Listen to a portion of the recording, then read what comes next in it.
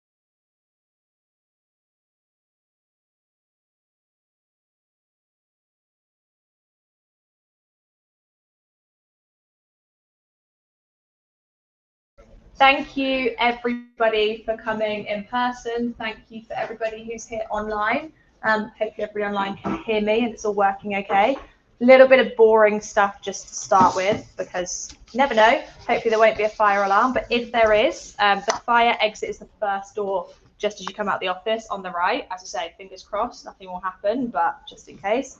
If you haven't seen toilets, just follow this corridor down, they're on the right. There is a little bit of coffee and things here, but if you're a tea drinker, water, anything, the kitchen at the bottom, you can just go and help yourself to whatever you want. Big thanks to Paul, Ecommerce Camp, obviously for kind of joining Super today and hosting this, and thanks to the other speakers that have made the effort to pop in and come and see us as well.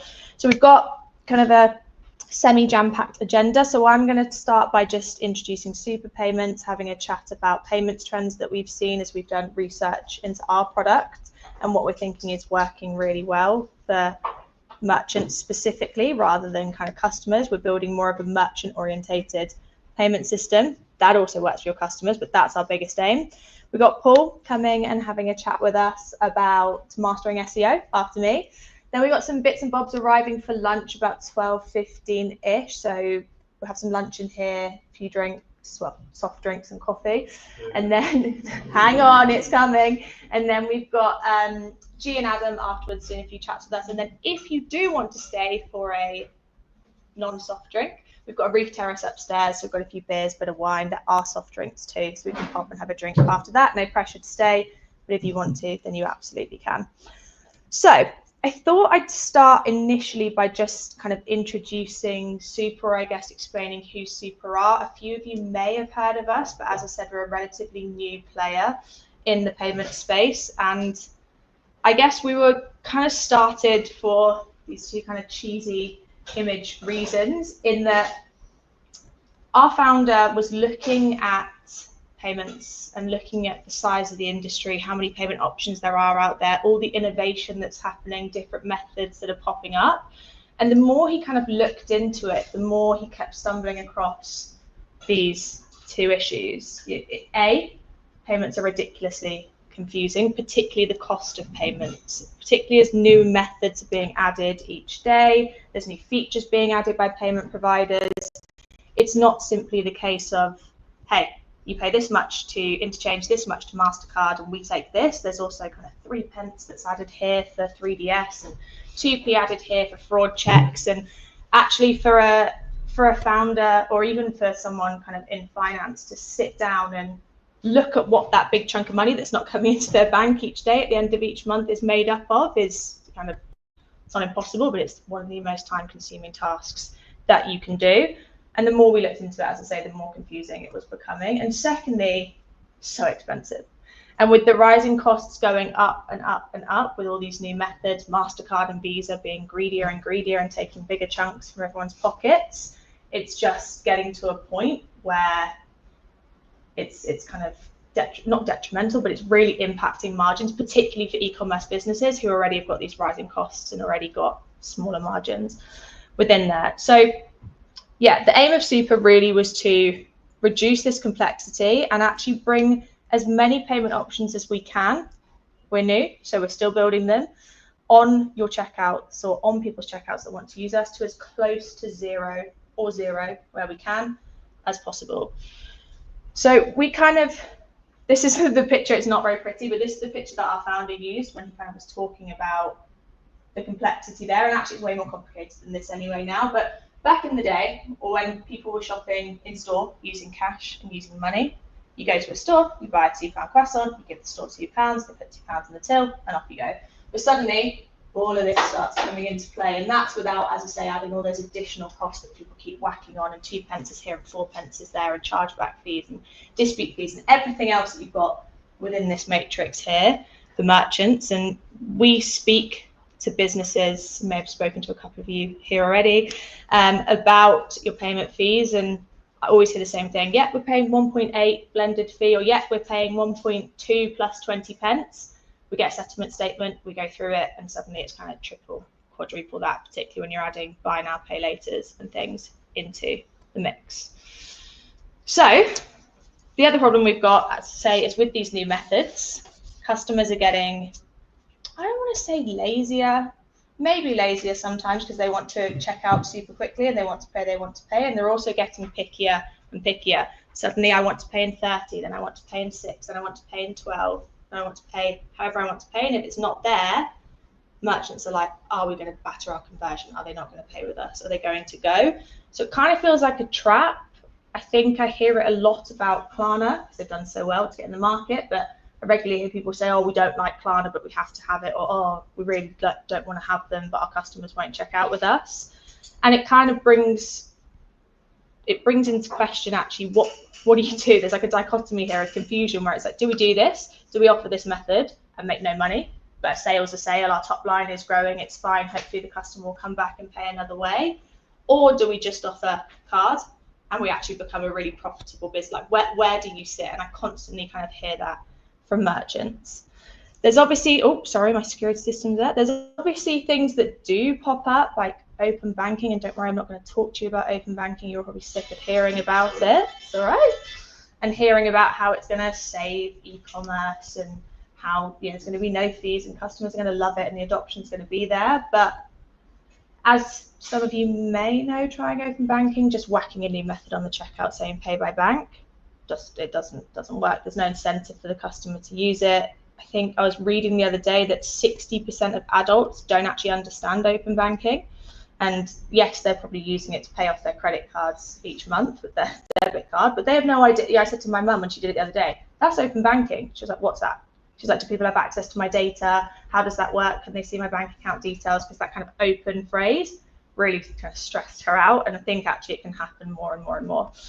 So that's when our founder or people at Super had this idea of like, actually, there has to be a way to make this massive industry that's been operating in the same way for years and years and years cheaper, and not like marginally cheaper, or we can knock 0.1% off, or if your volumes go up by another 10 million, we'll give you another 0.2 off, but radically cheaper, and trying to bring as many options as possible down to zero.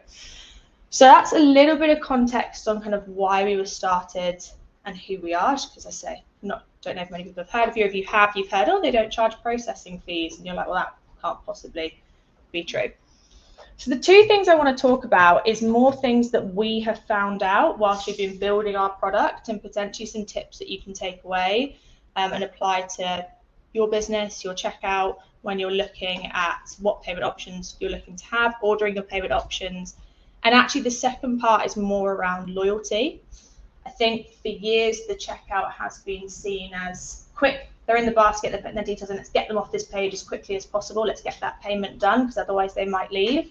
But there's loads of opportunity at that point when the customer is excited to buy, the customer's got the product in the bag, they've gone through that whole journey of going through your product pages and searching and picking, and that's kind of a peak point and a peak buyer point where you can actually bring more value into the customer to either upsell them on that payment or tee them up really nicely to come back and buy again. Because obviously, I know for me, I'm so excited for that new blush to arrive. Maybe I want to get one for my mum, and actually is there a way that we can get me to do that much faster than some of the methods that are out there at the moment. Cool, buy now, pay later. The UK is actually the third fastest growing market for buy now, pay later payments, kind of behind Australia, which is number one. They love it over there. The growth of it is kind of only set to explode over the next 3 years. I mean, you can see projected right now, it's going to absolutely kaboom. And with the cost that it's costing businesses to process buy now, pay later, that means costs are only going to go kaboom, as it is at the moment. What I find, or what we found really interesting speaking to merchants about buy now, pay later, I was speaking to someone the other day who sells furniture, kind of desks and office furniture, and he felt that he had to have Klarna because a few of his desks are in the sort of £3,000 to £4,000 mark. He was like, actually bringing this method on, if I can sell 10 more of these big ticket desks, it makes it really worth it for me. And that was his rationale behind paying 5.5% to Klarna. But when we dived in and did some analysis and looked at what he was paying, the AOV around the payment methods that were being used, the average amount paid through Klarna and ClearPay was £65. So it's sort of, and I'm not bashing buy now, pay later. I'm not saying it's a tool that you shouldn't have. You definitely should. But I think from speaking to a lot of merchants around why they put it on the checkout and then what people are actually using it for, the connection isn't quite there. And I think that's because we've spoken to a lot of users whilst we're building our own product, a lot of actual end customers, and it's just a mindset thing. People don't want to use, particularly younger generations, conventional credit. They're kind of a sort of anti-credit cards, anti-kind of credit checks, and I think there's a slight disconnect with them, that a lot of credit checks are coming in for buy now, pay later, but it really is just, oh, I don't want to pay today, I'll pay in 30, I've got money in the bank, it's fine.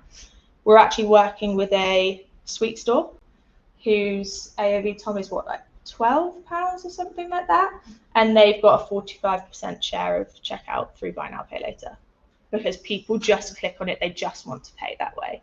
So it really, I think, is more a mindset thing, and I'm definitely not saying you shouldn't have it, but it brings into question, is it worth it for me on these lower value items, paying 4%, 5%, 6%? Obviously, Klarna and ClearPay have done a fantastic job of being mainstream. Klarna's marketing is phenomenal. Their partnership with ASOS was phenomenal. They've really done well at getting to the top of their game, but they're the ones that are charging huge, huge fees. And when we did a lot of research around what we're building, how do we make it better for customers, how do we potentially pull them away from other methods, we actually found out that only 35%, I think we've surveyed like 4,000 or 5,000 customers, look for a specific brand of buy now, pay later. So look for Klarna, are tied to that specific brand. Typically, people just wanted to split the payment. And so whatever was the one at the top when they're scrolling, if it was PayPal, ClearPay, Afterpay, the rest of them just went for that top one that's there. So you probably already know this about ordering your checkout, and it's probably why a lot of payment methods, when you partner with them, batter you and budge you to get them pushed up the top. But a lot of customers will just go to the first one that they see. It's kind of optimizing that based on cost and ones that your customers like to use is potentially a good way to kind of bring down some of the costs there as well. So got a couple of screenshots. Now I'm going to run you through what we've done with our super credit option. I think the key thing, firstly, and I will come on to how we do it, is we don't charge fees for our buy now, pay later option. So if I'm coming to your store and I'm paying £100 of buy now, pay later, you're settled that full £100. There's no cost associated to businesses to use our buy now, pay later product. But got to make it attractive to customers, right? So it's good for merchants because it's 0%, which is better for your margins. but we need customers to want to pay this way, or you need, actually more importantly, you need customers to want to pay this way, because they're just going to Klarna. Doesn't work. So, and again, I think this is something when you're looking at other buy now, pay later products to have a think about, because whilst, yes, they're amazing, there is actually a fair amount of drop off because there's not enough information for the customer ahead of payment. I had it the other day. I was shopping on Klarna, don't tell my boss, and I wanted to pay in 3. And I had in my mindset that I wanted to pay in 3 because that was just what I wanted to do that day. There was no real rationale behind it. I clicked on Klarna, I went to pay, I got through the process, and they only offered me pay in 30. I don't know what happened there. And immediately I was like, well, I wanted to pay in 3. So immediately my buying mindset was gone. Not because I was angry at the merchant, not for any reason, because I didn't want to wait a full 30 days to pay for this product. I wanted to pay in 3. So what Super's done is, and I'm just going to try and swap my screen and hopefully it works online, Zach. Here we go. What Super's done is we've created, if it's going to let me scroll, thank you, a sliding scale for customers. So we've done a mix of 2 products. We've done buy now, pay later, and we've done embedded credit. Because embedded credit, quite frankly, is in the stone age at the moment when people want to pay in 12 months, 20 months, 24 months. The application process is long, doesn't really work. We've given the customer the ability to look and see their payment options ahead of payment, what they're going to pay, and ahead of actually them choosing what method they're paying with. So I've not decided at this point I want to pay with buy now, pay later, like I have when I click and open Klarna, and then I don't get what I want. I can move around and pay in different ways across here before hitting place order, before my mindset has changed, and before I move away from the checkout. So that's just a little bit around super credits, a few anecdotes of things we've found out when we've been talking to merchants. Think, as I said, it's really complicated to see how much is going through buy now, pay later on your checkouts, but have a look at what you're paying, have a look at the AOVs that are coming through there and see actually is what's happening with buy now, pay later. I think also test things, move the slightly cheaper options slightly higher up, don't get rid of your expensive ones. See, do customers naturally gravitate towards that one slightly more than Klarna and ClearPay? Is there opportunity there for you to move the checkout around and play with different options, even if it's not looking at Super? Any questions or any kind of thoughts on the buy now, pay later side, or anything about that I've said about Super? Yeah, already. Hi. Hey, so I couldn't really see, so I took a picture. Yeah. So basically, on the picture that I did, it went up to 12 months, and there's an interest. Yeah. So how does it work in terms of, obviously with Klarna, the customer pays no interest. Yeah. I presume that there's that also works. What are the stages? Yeah, so the customer, so with Super, they pay nothing on the first day as a standard application. Let me check that's going through the right one. There we go. So they pay nothing. If they pay it off in 3, there's no interest applied. If they pay it in 6, there's no interest applied. But any longer than that, the customer, these demos, customer will be paying interest. And we want to make that super clear at the point of the 12, 24 months. Klarna actually does offer an interest-bearing 12-month payment, but they don't really put it on many checkouts out in market because I think it's going to confuse customers, right? They're like, Klarna's free and suddenly it's not. So there is a way that you can do that. We wanted to kind of combine buy now, pay later, but also credit, because there are businesses out there who are selling really expensive holidays or really expensive bits of furniture that are using things like V2 credit, and the customer goes and clicks and then they get an email with a form and they fill out the form and then they come back and they get approved for X and Y. So we wanted to kind of build that into the flow for both. 6 months, 0% is great. Like, you don't have to defend yourself. That's great. No, not a defense thing, more just a rationale behind why we've added in those longer payment methods. Yeah. So it's actually, again, you've not got a stack for buy now, pay later, tech stack, and another one for finance if you are a company that wants to be offering those longer payment terms. Cool. Any other questions? Is this only for the e-commerce or may work also for face-to-face? At the moment, this is just e-commerce. So yeah, Klarna is better than us in that they can do that in store. So yeah, for now, just online. Is this poised more for higher AOV products? I'd say you're looking at these, yes, the 12 to 24 month areas. I'd say yes, it probably is for the higher AOV products, but As I mentioned earlier, we've got a sweet store that are using this, and their AOV is very low, and we've got a lot of customers still splitting that into 3.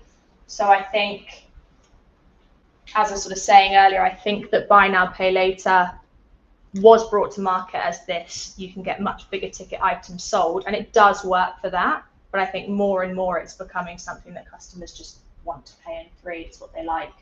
They don't like having all this money come out their bank and then returns and things like that. So it could work for both, but I'd say these options at the top here, you've got a lower AOV. I can't imagine many customers would be looking to pay interest on a £60 item.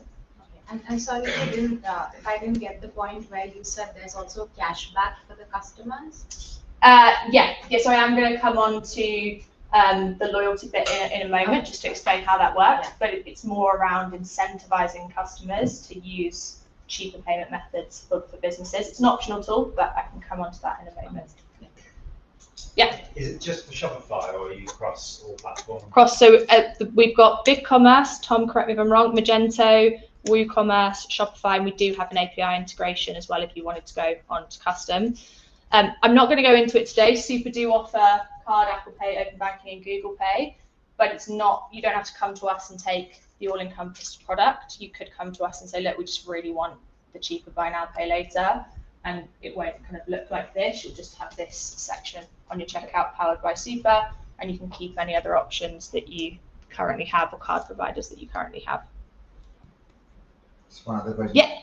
I've never used Klarna personally myself to buy anything. So just in this term point for the customer, like, are there any like friction points or main differences if I paid in 3 with Klarna or if I pay with 3 with Super? Like how is the difference in how it works? Absolutely. So if you've already paid with Klarna, you've already got a Klarna account. So they have a slight advantage over us there in that they know who I am. I've got the app on my phone. I've got my payment details saved within there. We have modeled ours to be as in line with their UI because it's the quickest as possible. I think actually if I go back to here. Oh. Cool. So if you've never paid with Super Credit before, you will need to fill out kind of a small application form here because we've got to know who you are, run a check on you. And then within our app, that's within our app. So you download our SuperPayments app, fill out the form.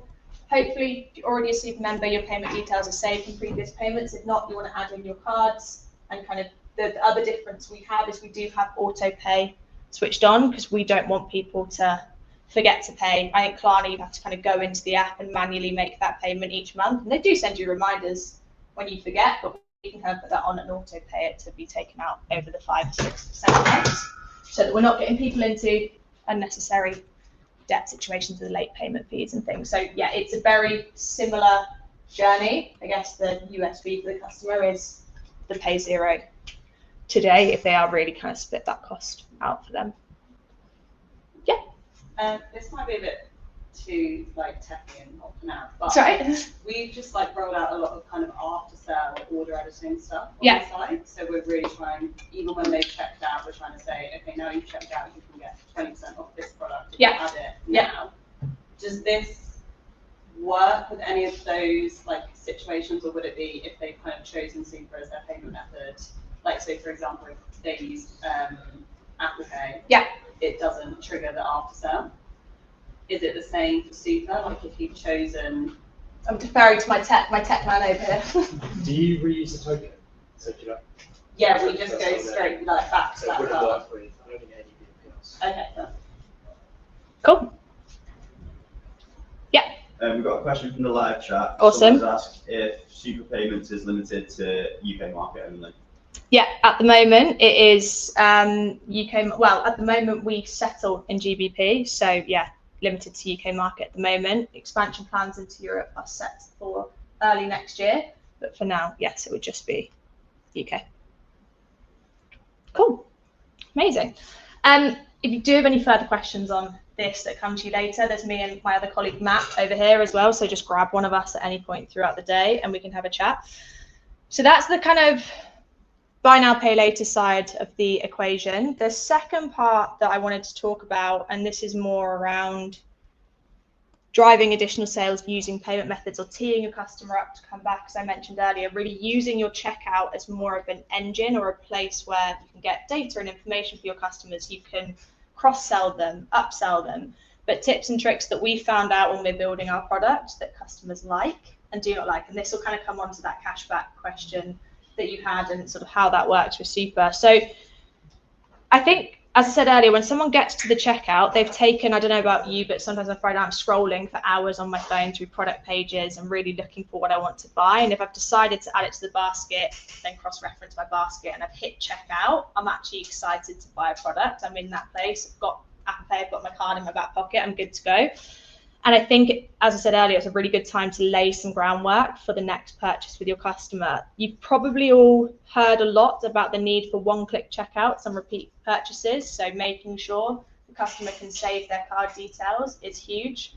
I don't personally carry a purse around with me, so if Apple Pay isn't there or isn't working, they need to have those payment details saved so they can come back and check out as quickly as possible. I think that making that, you don't have big pink letters or bright letters on your checkout, but making it clear to the customer that they can check out quicker next time, not a small tick box underneath the button, is really, really important. And there's so many of our competitors in the market that are releasing this product and pushing merchants to have it. So that's one thing, is getting them back through the checkout easily, not necessarily quickly, but easily, because they've got those payment details there saved. But I actually think the checkout can be a really good place for loyalty.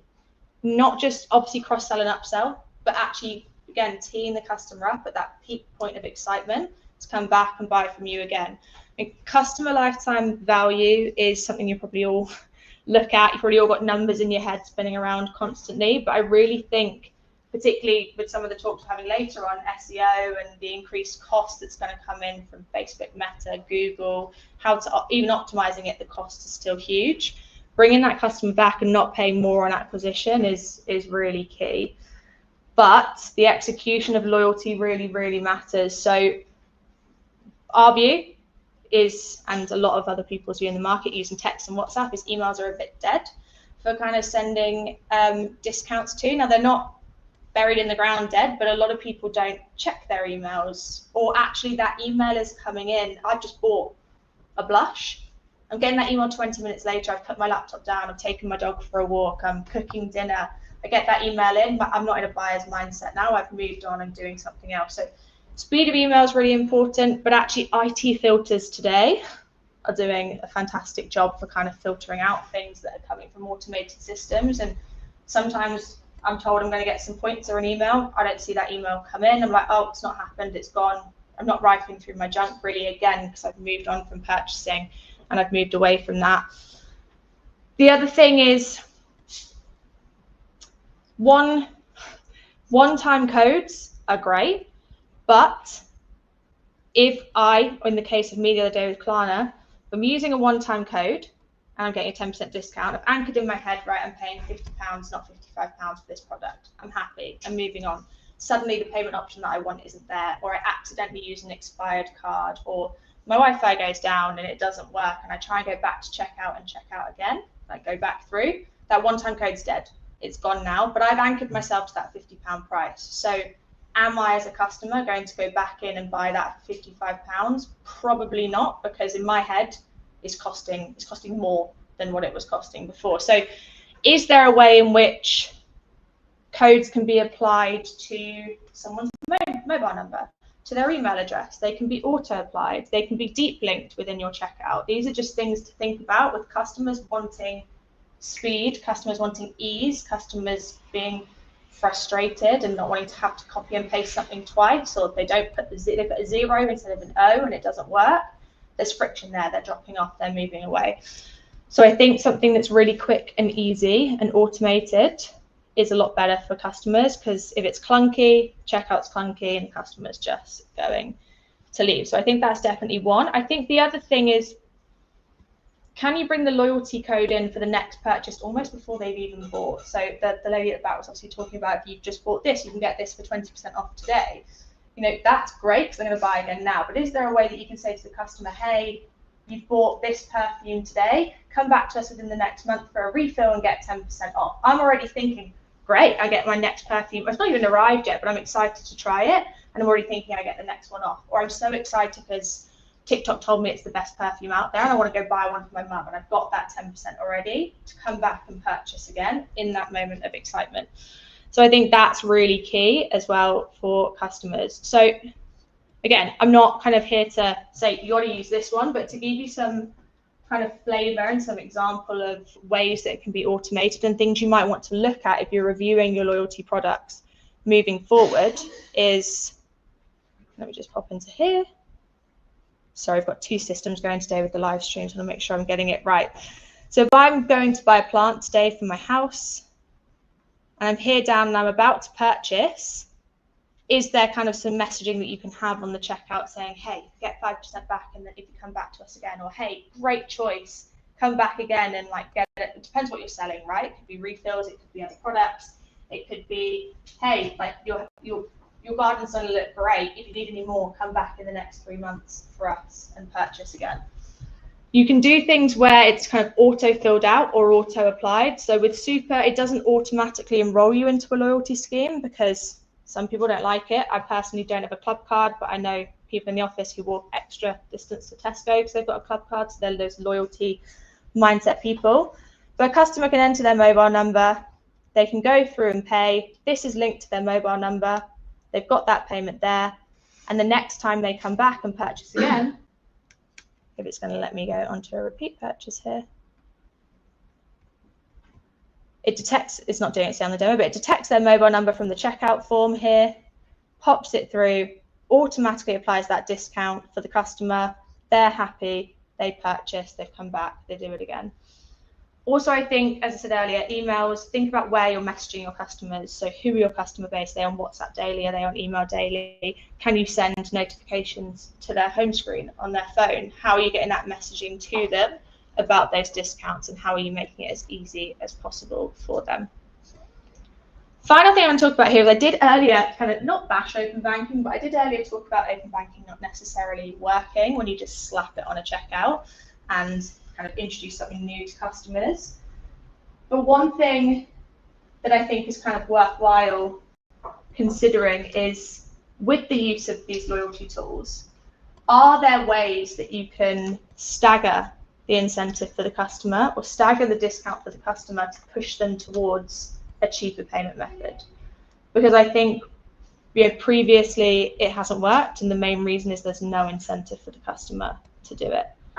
And also, people are trying to get into it the first time. They've never shopped at your store before. They don't know who you are. They might have looked at your Trustpilot. There might be one bad review from someone who's got a terrible sense of humour and goes and leaves awful reviews over it. I don't know. There could be something that's put them off, and then they see a bank logo and they're kind of like, oh, I'm scared. But if they've paid with you before, if they've earned a discount with you before, and they're coming back to use that discount again because they've loved your product so much, is there a way on that next time purchase that you can actually say, hey, thanks so much, here's your 5% from your previous purchase. If you want to come back and shop with us again, you absolutely can.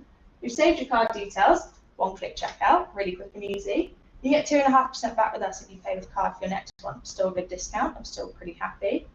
Or do you want to try paying with open banking and get a 5% discount again? And do you want to kind of use that mechanism? Now, I'm not saying you have to use Super to do this, but it's a thought process around A, ordering your checkout for the things that are the best for you, but actually B, can you not force your customers to pay another way, but can you nudge them? Can you give them a reason? Klarna gives them split payments, Apple Pay gives them ease. Can you give them something to push them to a checkout that works better for you? So we've done this here, and actually to date across our network, we've got 32% of customers, which is pretty high for open banking, actually coming and paying with this method here. I've recently started working with a guy who sells plants and bulbs, and he told me, no, none of my customers will ever pay via bank. I've got a very scared demographic. I've got a very elderly demographic. They don't use open banking. They don't have banking on their phone. It was like, no, no, no, no, no. And I said, okay, that's fine. They don't have to. Save their visa details. No problem. We won't do the tiered rewards for you. That's fine. They can just save their details here and pay with card. All good. Even without this incentive here, because he isn't using our incentive scheme, it is optional. You may have one that works excellently already. Even without this, 3% of his customers in the last 3 months, which I know is a lot smaller, but still, are paying on open banking with no incentive to do so, simply because they're like, oh, I've paid with them before, oh, there's my Visa, oh, yeah, I can pay with my bank, that's easy, that's quick, and they're choosing to click and pay on that option. Any questions for me or kind of thoughts on the sort of loyalty side, what we've done, what we found? Yeah? Oh, yeah, so just going back to that 2.5% cashback. Yeah. So of course, I'm assuming that the merchant sets that 2.5%. So 1 month it could be 2.5%. Next month it could be 15% of the one. Or 1%, etc. Just while you're talking really quickly, it's not. It gets a bit confusing because our wording. It's not actually cashback. It's a discount off your next purchase with the store where you earned it. But we do it as a cash value. So if I bought like a T-shirt from Matt and I earned 2%, let's say I earned £2, I can only go back and spend that with Matt in the time that Matt said. So it's the word cash reward is slightly confusing, but just carry on with the question. Just no, you pretty much just answered it. Okay, cool. That was a yes. So I've just answered my next question. That was all. Thank you. No stress. And as I say, I think again that what Super really wants to do is, because we're charging nothing for this, we're charging nothing for open banking. You can use for buy now pay later. Sorry, you can use rewards there. Is actually having this really cool like 7.45 monetary value on an option that costs you guys nothing. Again, is not to say that Super is the one to use, but again, is nudging your customers to pay with something that's better for your margins, rather than them using a 10% coupon code and you paying 4.5% to PayPal, etc., and it kind of then rolling over and over. So it doesn't have to be Super, but it could be looking at your cheaper methods and tiering loyalty or pushing customers towards those as well. So yeah, that's me. That's kind of a little bit around Super, the vision for Super, and just a couple of things to think about when you're thinking about actual payments, loyalty, and how to sort of train your customers into using what you think is best for your business. Cool. Awesome. We've got a little bit of time for the next talk, I think. Yeah, like 10 minutes. If you want to go for a wee, grab some water, anything like that, then we can regroup after. Amazing.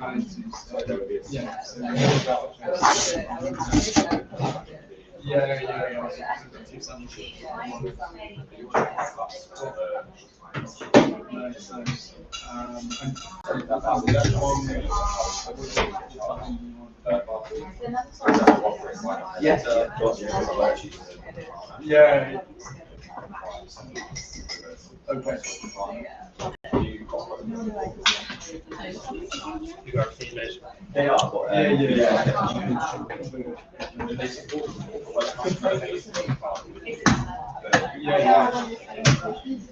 no.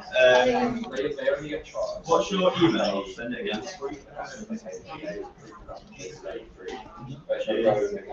He was in the group.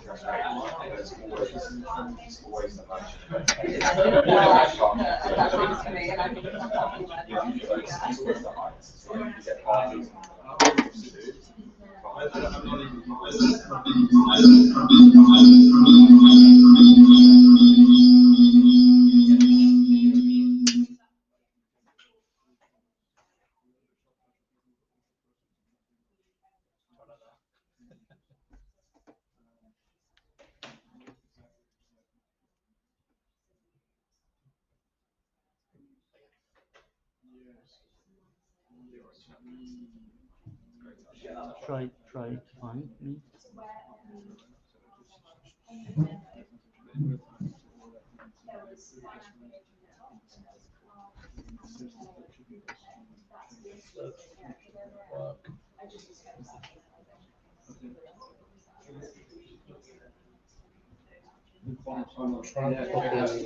Yeah, go on the link and then rename it. So it's not working just fine yet. Yeah, so good. Zach, should I, from my end, start presenting the screen? Yeah, you can start presenting about being in the studio, I think. Share screen. Share. I'm doing entire screen sharing. Yeah,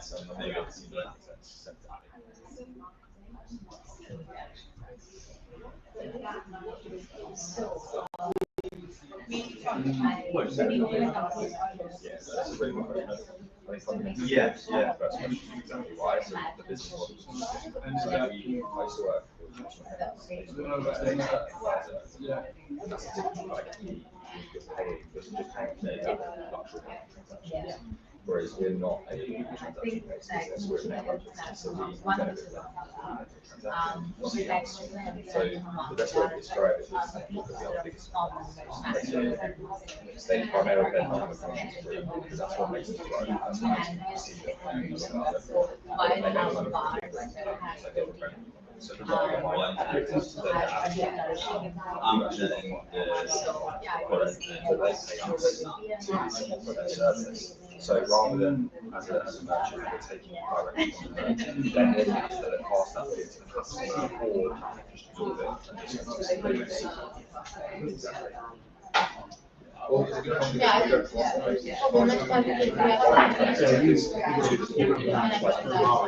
just exactly. So they're basically paying us to acquire customers as well. So the difference would be the person would be a merchant, and then therefore their customers, which they're taking from you. Yeah, you just when you go off somebody's data on that. But even those, So my company is no worries.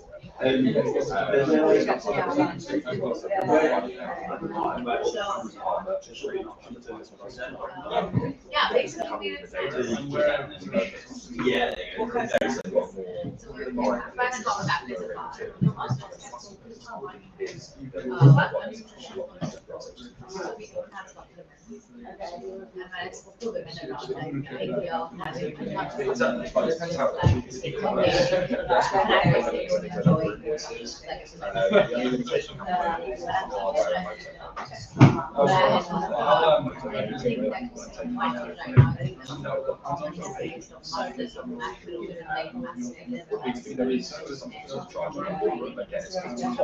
always significantly less so what we make is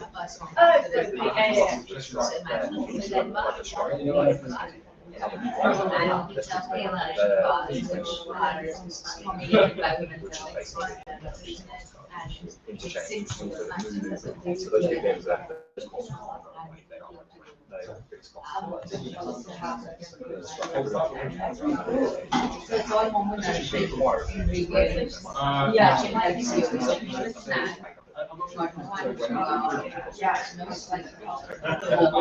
all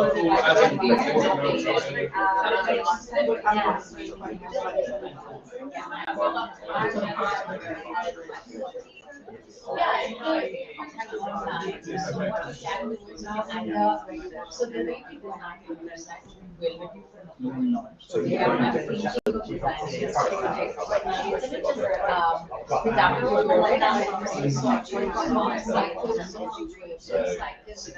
and then in that case, if you want like blocking for this one half, that is my feedback. That is actually a half.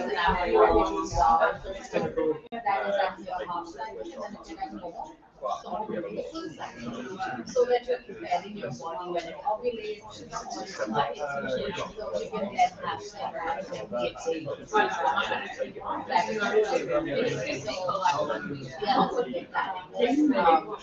yeah, which is going to be a bar. I want to remember,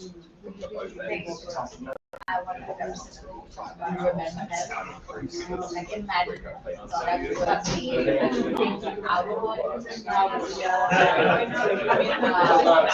we have like like something not just palm oil, mostly oil, not just oil, so drugs and like that collaboration.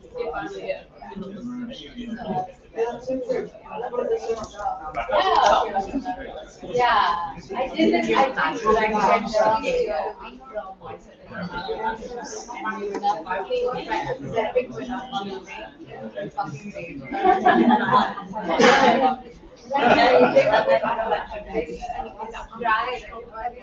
Like, I think we're just going to be endless thing. And you know, it's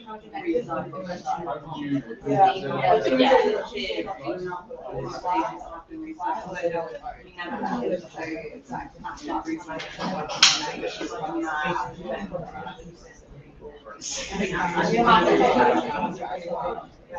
they get it,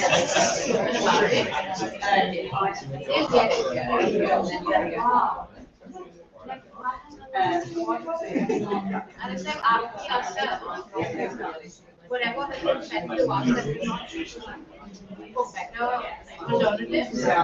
We try to find better alternatives, maybe not all of this. But you have to sure.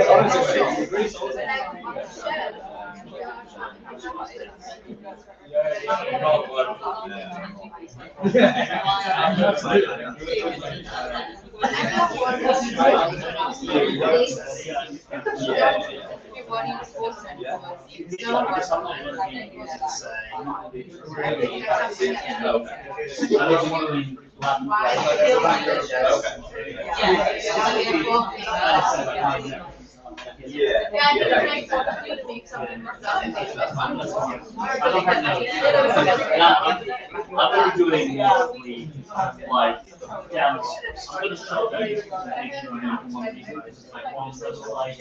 But we're not gonna go presentation mode. Like it's a real time now.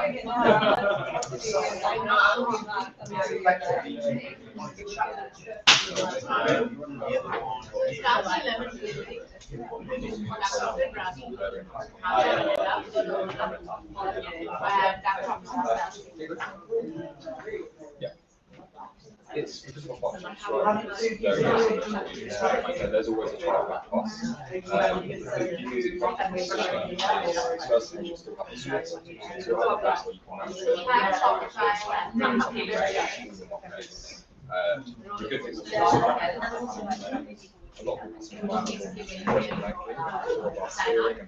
people when they're choosing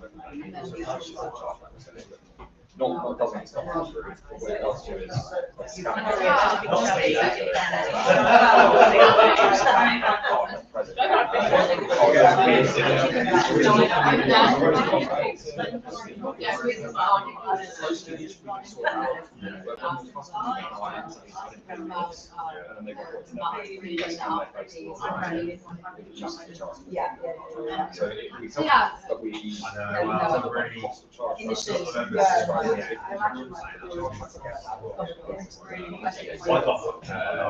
Yeah, I would say I'm so impatient. Because it's just like I put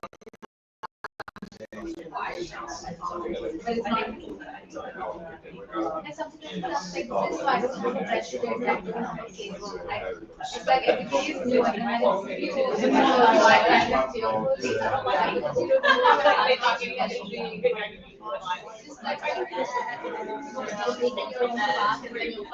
Zach, is it better now?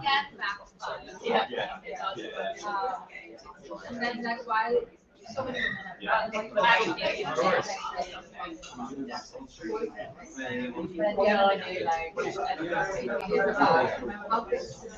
how we have they'll just start then yes.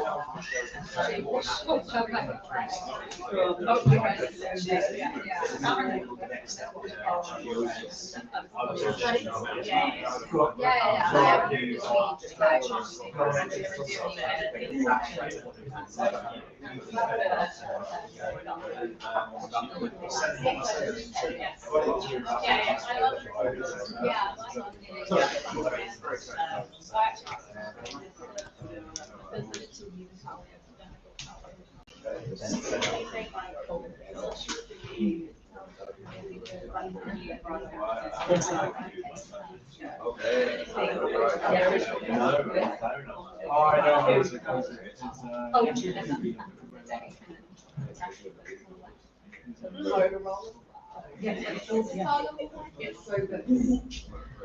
Yeah, I'm getting my reduction in social media and the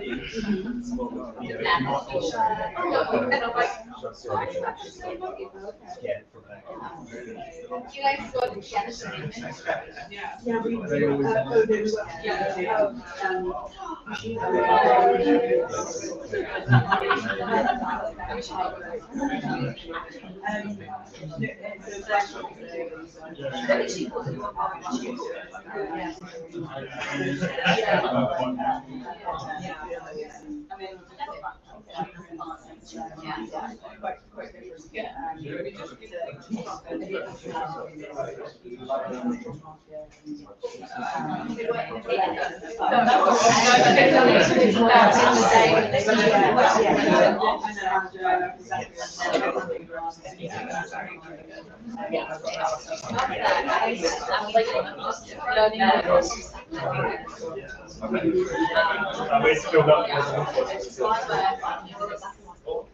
For me, like,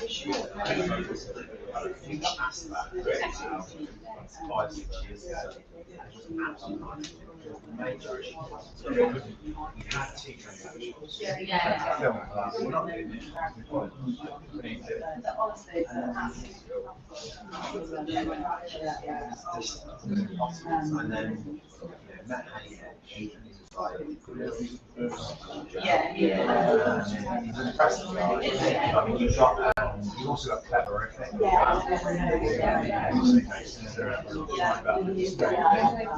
it's not smooth.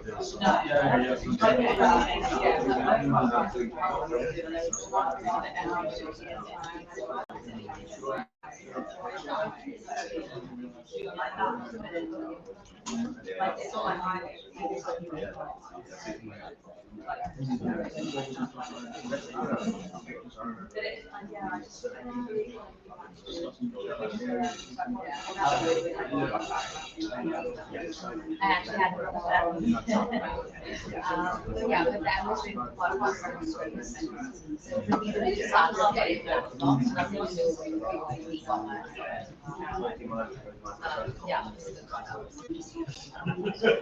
yeah, so that Maybe the 29th, maybe. It's all still up in the air. And then I was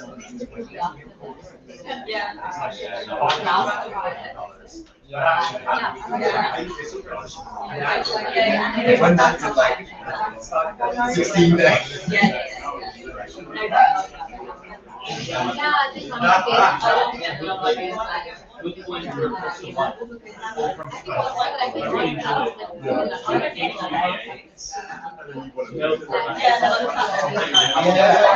Just the suitcase, that's it. Just the essential stuff, all the crap you put in all the drawers.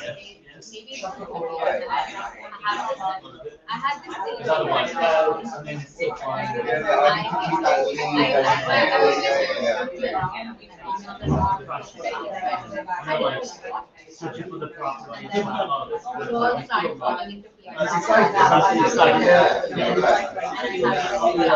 And then my kids to get used to it.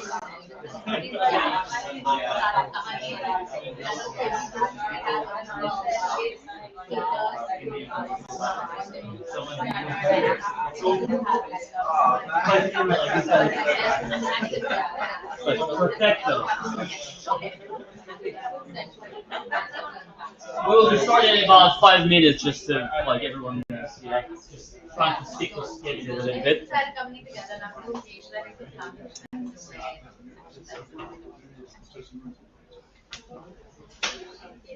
Do sign up on the wait list. There is a posted document. Just punch your email address and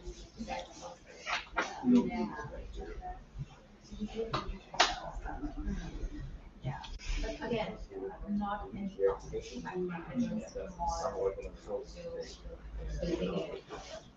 What about the camera? Can this camera looks fine, or do you want me to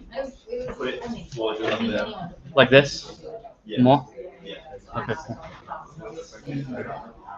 All right, should be good.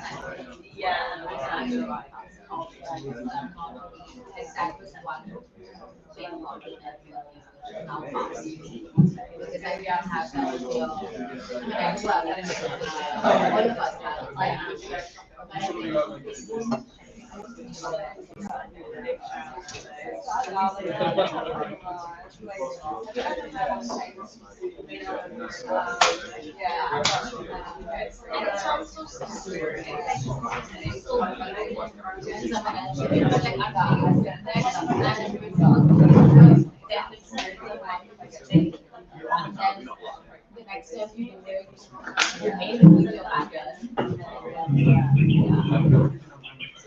But it takes some more self-work. Yeah. Do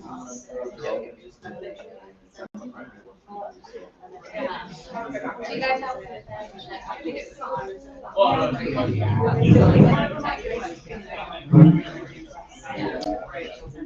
Before I go with the live stream, just a couple of comments about the SuperPayments. If everyone want to know my expertise with them. So we're an agency. Eventually, a lot of my clients, e-commerce businesses, right?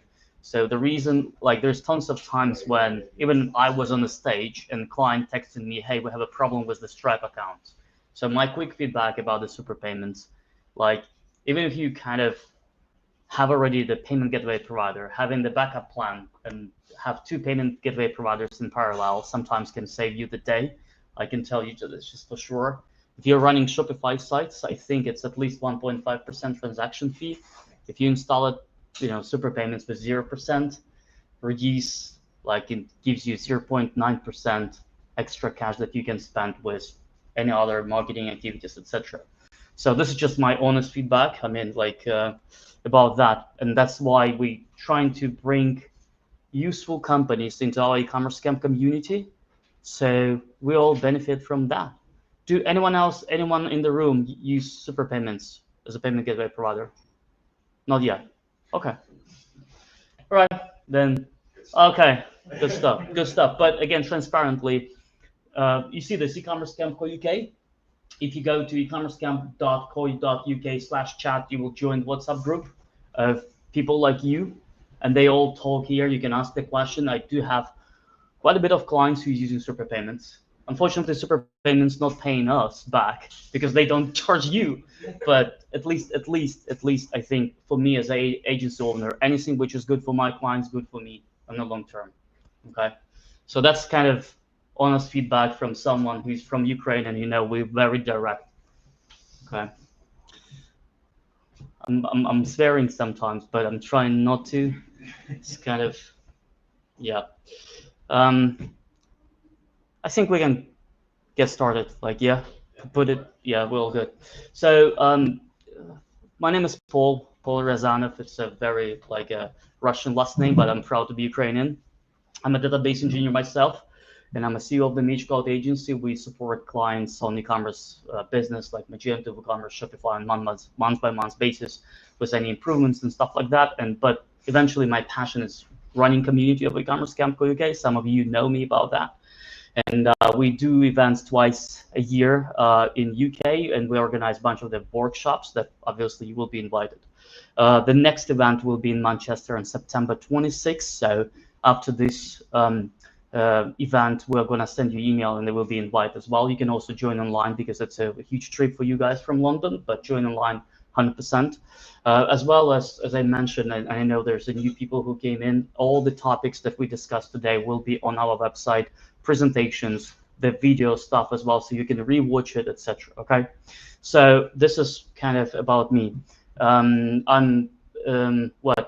follow SEO industry for a while, I think from 2005, and I speak in Miami, Las Vegas, San Francisco, London about this. Was quite a bit in SEO, but because we're a dev agency, we also communicate with other SEO agencies, so I'm getting insight from other people. So I will try to aggregate all my knowledge as of right now in one page. I have probably about 47 slides. If I will spend 1 minute with each slide, that's all gone. I mean, so I think instead of going through the slide modes, I probably want to think how I can deliver the knowledge that I have in the most efficient way, because when I looked into the registrations, and we have, registrations for online from United States, Australia, Africa, like different countries, that's all people who registered for online. So I have to be kind with everyone, and like you all on every of you in a different stage, someone in the new, someone already established businesses based on the domain and traffic, right? So I want to kind of combine this in a way so you can get something. So we will be playing less with slides, but we'll be playing more with a little bit of my notes and with my real-time things. So, any questions? I have it structured by the phases. So any questions after each phase, maybe I'm gonna stop for a second, and you can ask a couple of 2-3 questions, but I still want to try to be in the timeline, obviously. So in terms of SEO, right? So what I'm thinking in general about the SEO, the SEO is different businesses like lead generation, legal. So there's tons of SEO companies who's focusing on SaaS SEO, etc. So SEO in e-commerce, it's its own thing, I would say, right? So it's basically everything that I'm gonna say right now cannot be applied with like a random business. It's purely about the e-commerce. So if someone here about like lead gen, you probably will have to have a different tactics. So, but in terms of e-commerce, if you go, I think everything changed dramatically, and also I guess new things that's coming from Google with AI, etc. It's also impacting, right? So in e-commerce, for example, if I will search in United States for cabin luggage, for example, over here, the #1 things that come out, as you can see here, it's already adapted. So Google understands now that my behavior about shopping, right? So things on the left, filtering out, sponsored post, which is G gonna be talking about that a little bit more.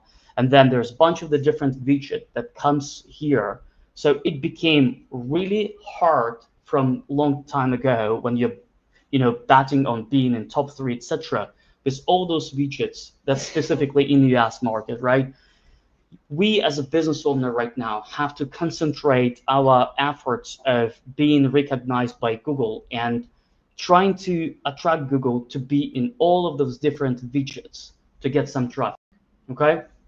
Unfortunately, or fortunately yet, in UK, if I will be searching for the same, this was my VPN, cabin luggage in UK, slightly different, okay? So, but the principles, I think, will stay the same. I think sooner or later, Google will release the same stuff in UK as well. So some tactics that I'm going to share with you today help my clients to rank for keywords such as bad, like bad star on top in Google. And this is incognito mode, so it's nothing to do with personalization. Tights ranking page #1 on the Google. So the tight spot. So I'm going to basically try to present to you, and we recently as an agency, we joined one e-commerce project as a partners, which is cabin luggage. So I think what I'm going to do is I'm going to walk you through the way how we do this for our own project, right? So we have shares in the business. So I want to kind of go step by step. If you want to dive a little bit more into different elements of ranking and factors, there is a pretty nice link, search engine land/SEO table. They basically update it year by year. So if you want to, you can go to this URL, click, read more, etc. All those links will be in my presentations. So I'm going to close this right now. So if you're interested about that Google factors, etc., I mean it's pretty useful page. So the first one, even with AI, and it does not matter if it's a ChatGPT or any other Perplexity or any other AI or Google or Bing or remember, like long time ago there was AOL browser, etc. There was its own search, AOL search. I mean, fundamentally, the different players come into the market, same as ChatGPT, but the fundamental things when the people searching, it would not change, right? And Google and all of this AI tools as well, they're always saying, hey, we should produce the content based on the, like a humanized, what people are searching for, the way how they search, we need to bring the content that will be useful, etc. So it does not matter how SEO will change or how AI search will change, it still will be around searches done by people. So we have to understand what people searching for. And so I will be putting some tools together, and some of you probably know those tools. So the way how I'm starting, if I'm building a new website, or if I'm, I'm pretty much, if you don't have, you don't have any tools, you can always go to the pure Google, and you can start here by typing, let's say, cabin luggage.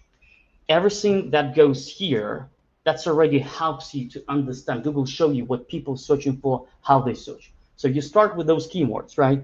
And then again, like even from your own expertise, you see here it's cabin luggage size, cabin luggage, dimensions, bag, etc. You can also try different synonyms, etc. as well. Like whenever cabin bag, so bag, luggage, all the same stuff. So you can type it here.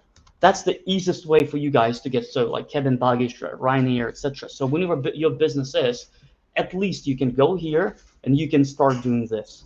The platform that we are using, I mean, on the scale for this, it's obviously like SEMrush. So if I will go for cabin bags, for example, and I will search here, it gives you a pretty decent, ready to go, expert in Excel. So it's really money that worth to spend. So for example, here you can change US, UK, etc. SEMrush.com. There will be a link to my presentation.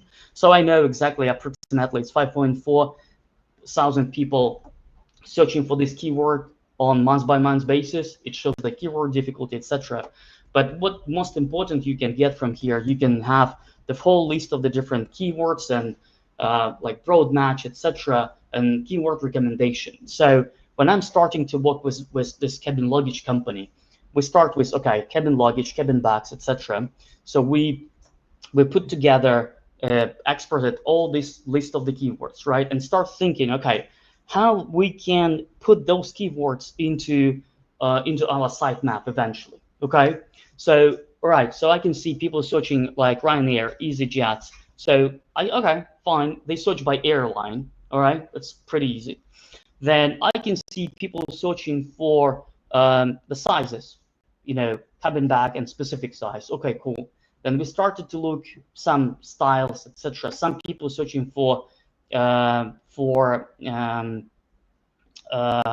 on the weight, etc. So we put this all together and we start structuring this into our kind of keyword planning tool. This Excel, I mean, there's a couple of other tools that you can use, but if you don't have anything, this is, for example, like I'm gonna just do it with you just now in a second. So for example, what we usually do, we go for for cabin bags, right, as a keyword, the first one. I'm gonna put this, I'm usually putting this into this keyword research main. So I understand, okay, we need to rank page. So main keyword 5,400. Oh, I have to do it this way.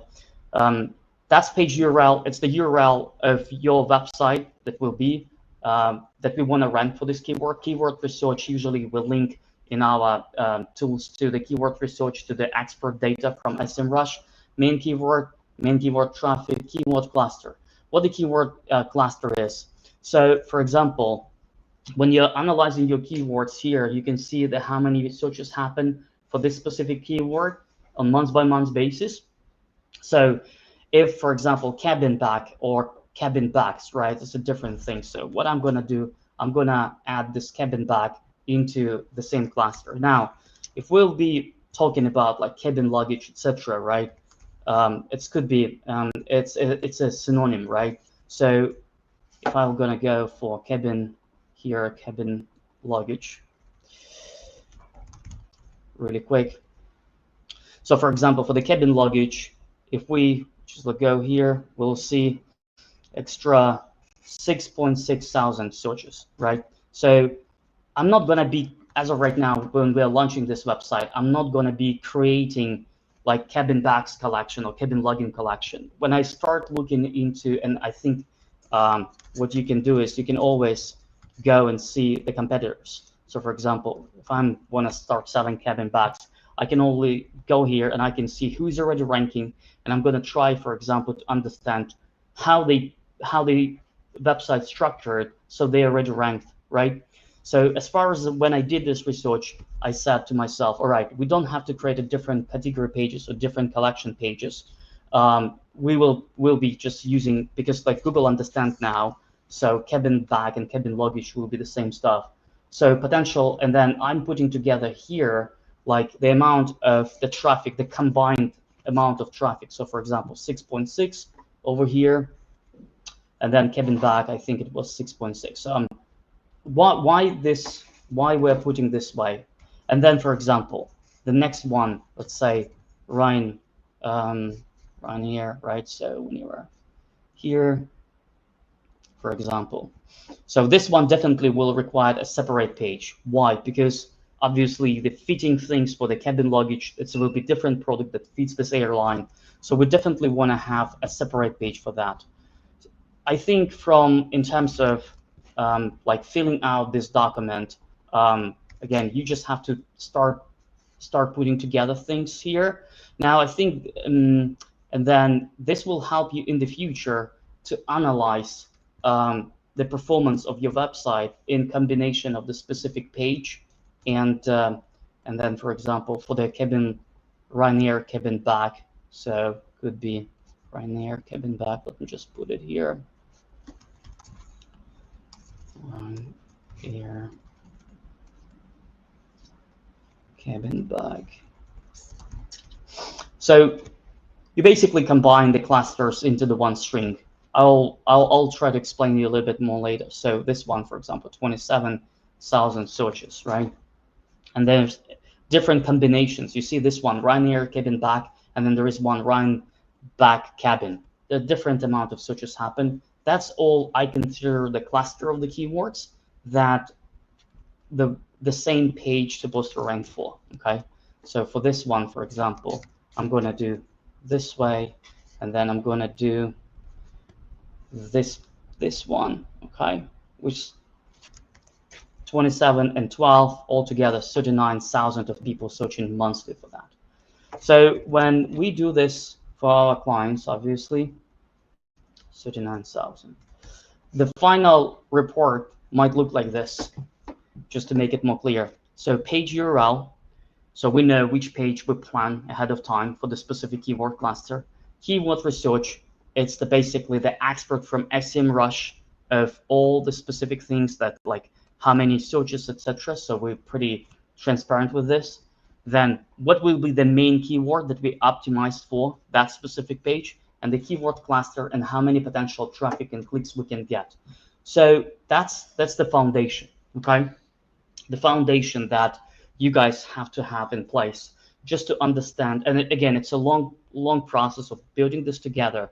But then at the end, the benefit of this, you will be see the SEO like eventually by looking into the traffic that you can get on the specific page, and then for entire site, as a combination of all of those, you can see how many clicks potentially you can get if you will be ranking high on Google for all of those keywords. Okay, so I think this is kind of the #1 stuff about the keyword research.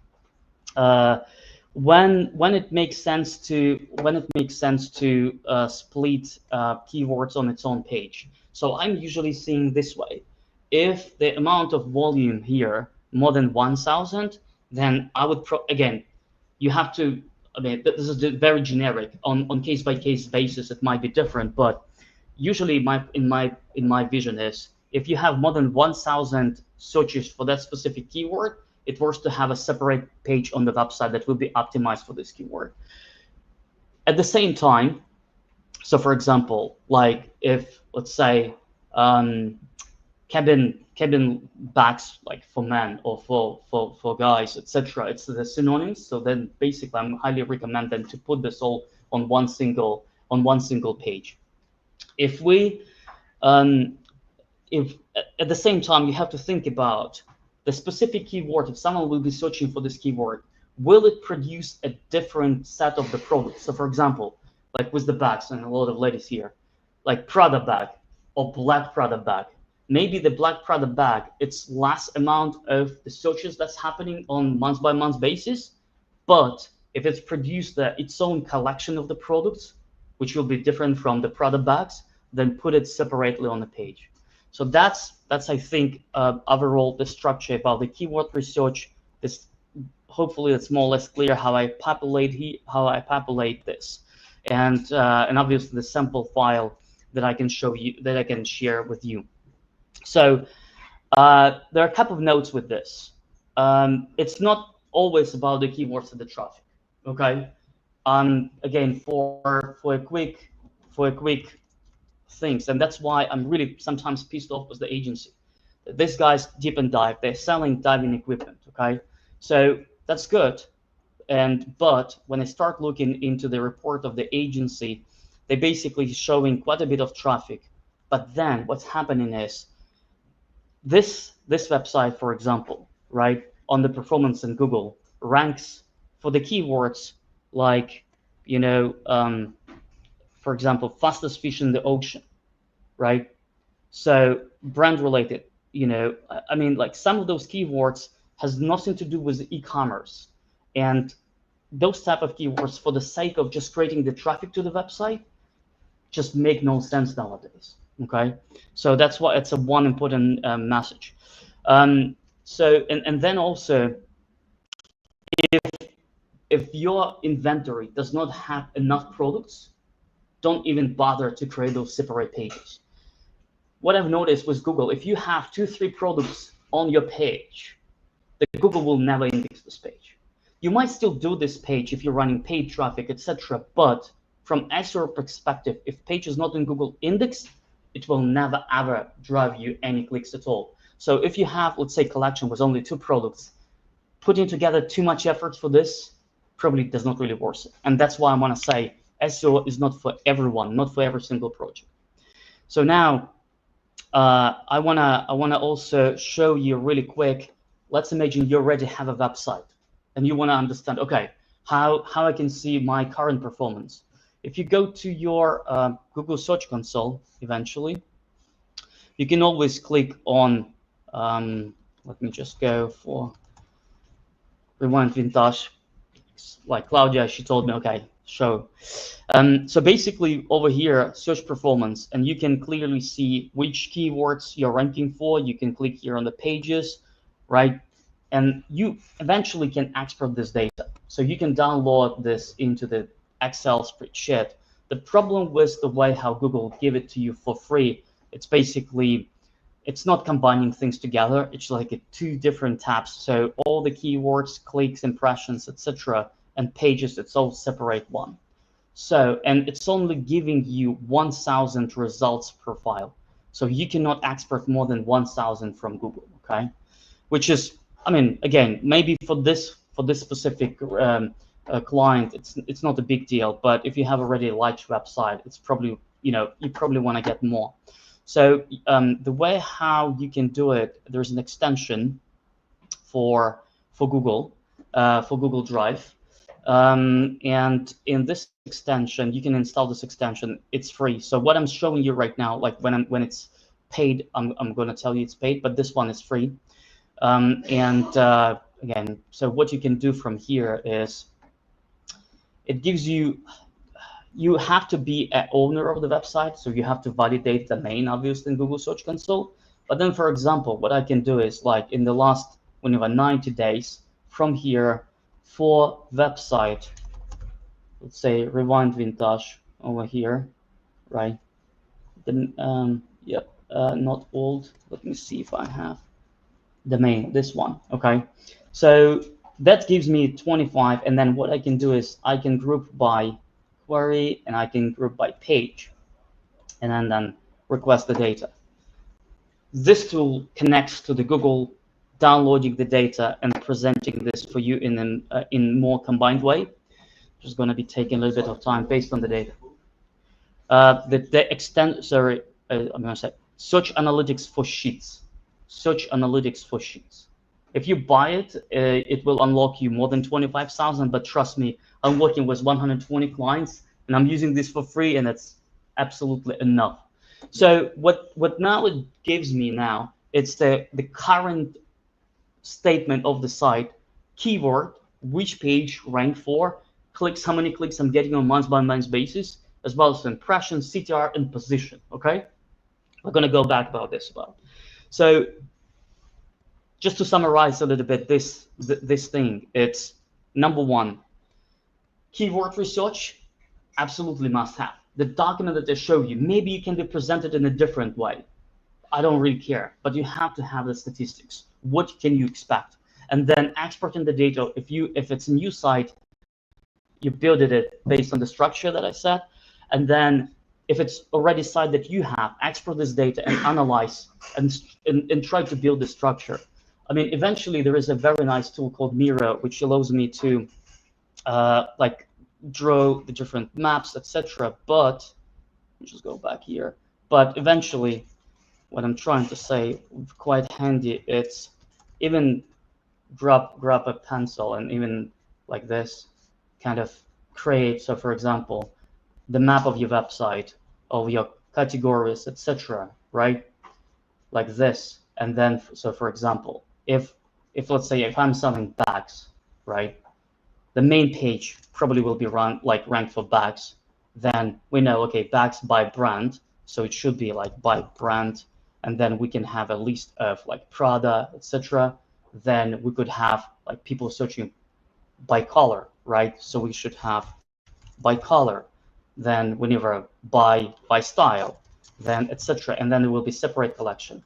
Without diving too deep, I'm gonna, like, for example, those guys, they're selling tights. Just tights, that's it. But how many different landing pages they built? By color, by denier, by small size, etc. Right? Then, for example, for cabin luggage right now, the project that we are working with, it's our own project. So we have this cabin guide. The main page will be ranked for cabin bags, cabin luggage, etc.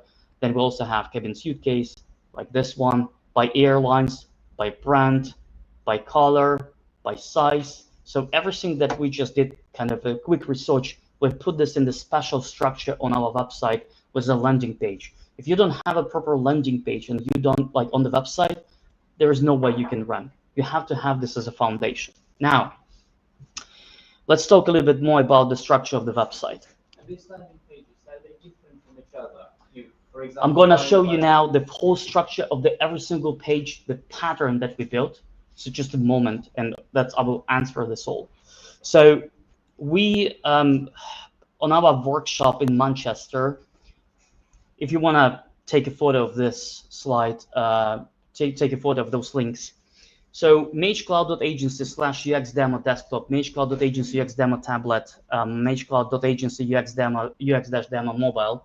If you open on your browser, you will see the design, okay?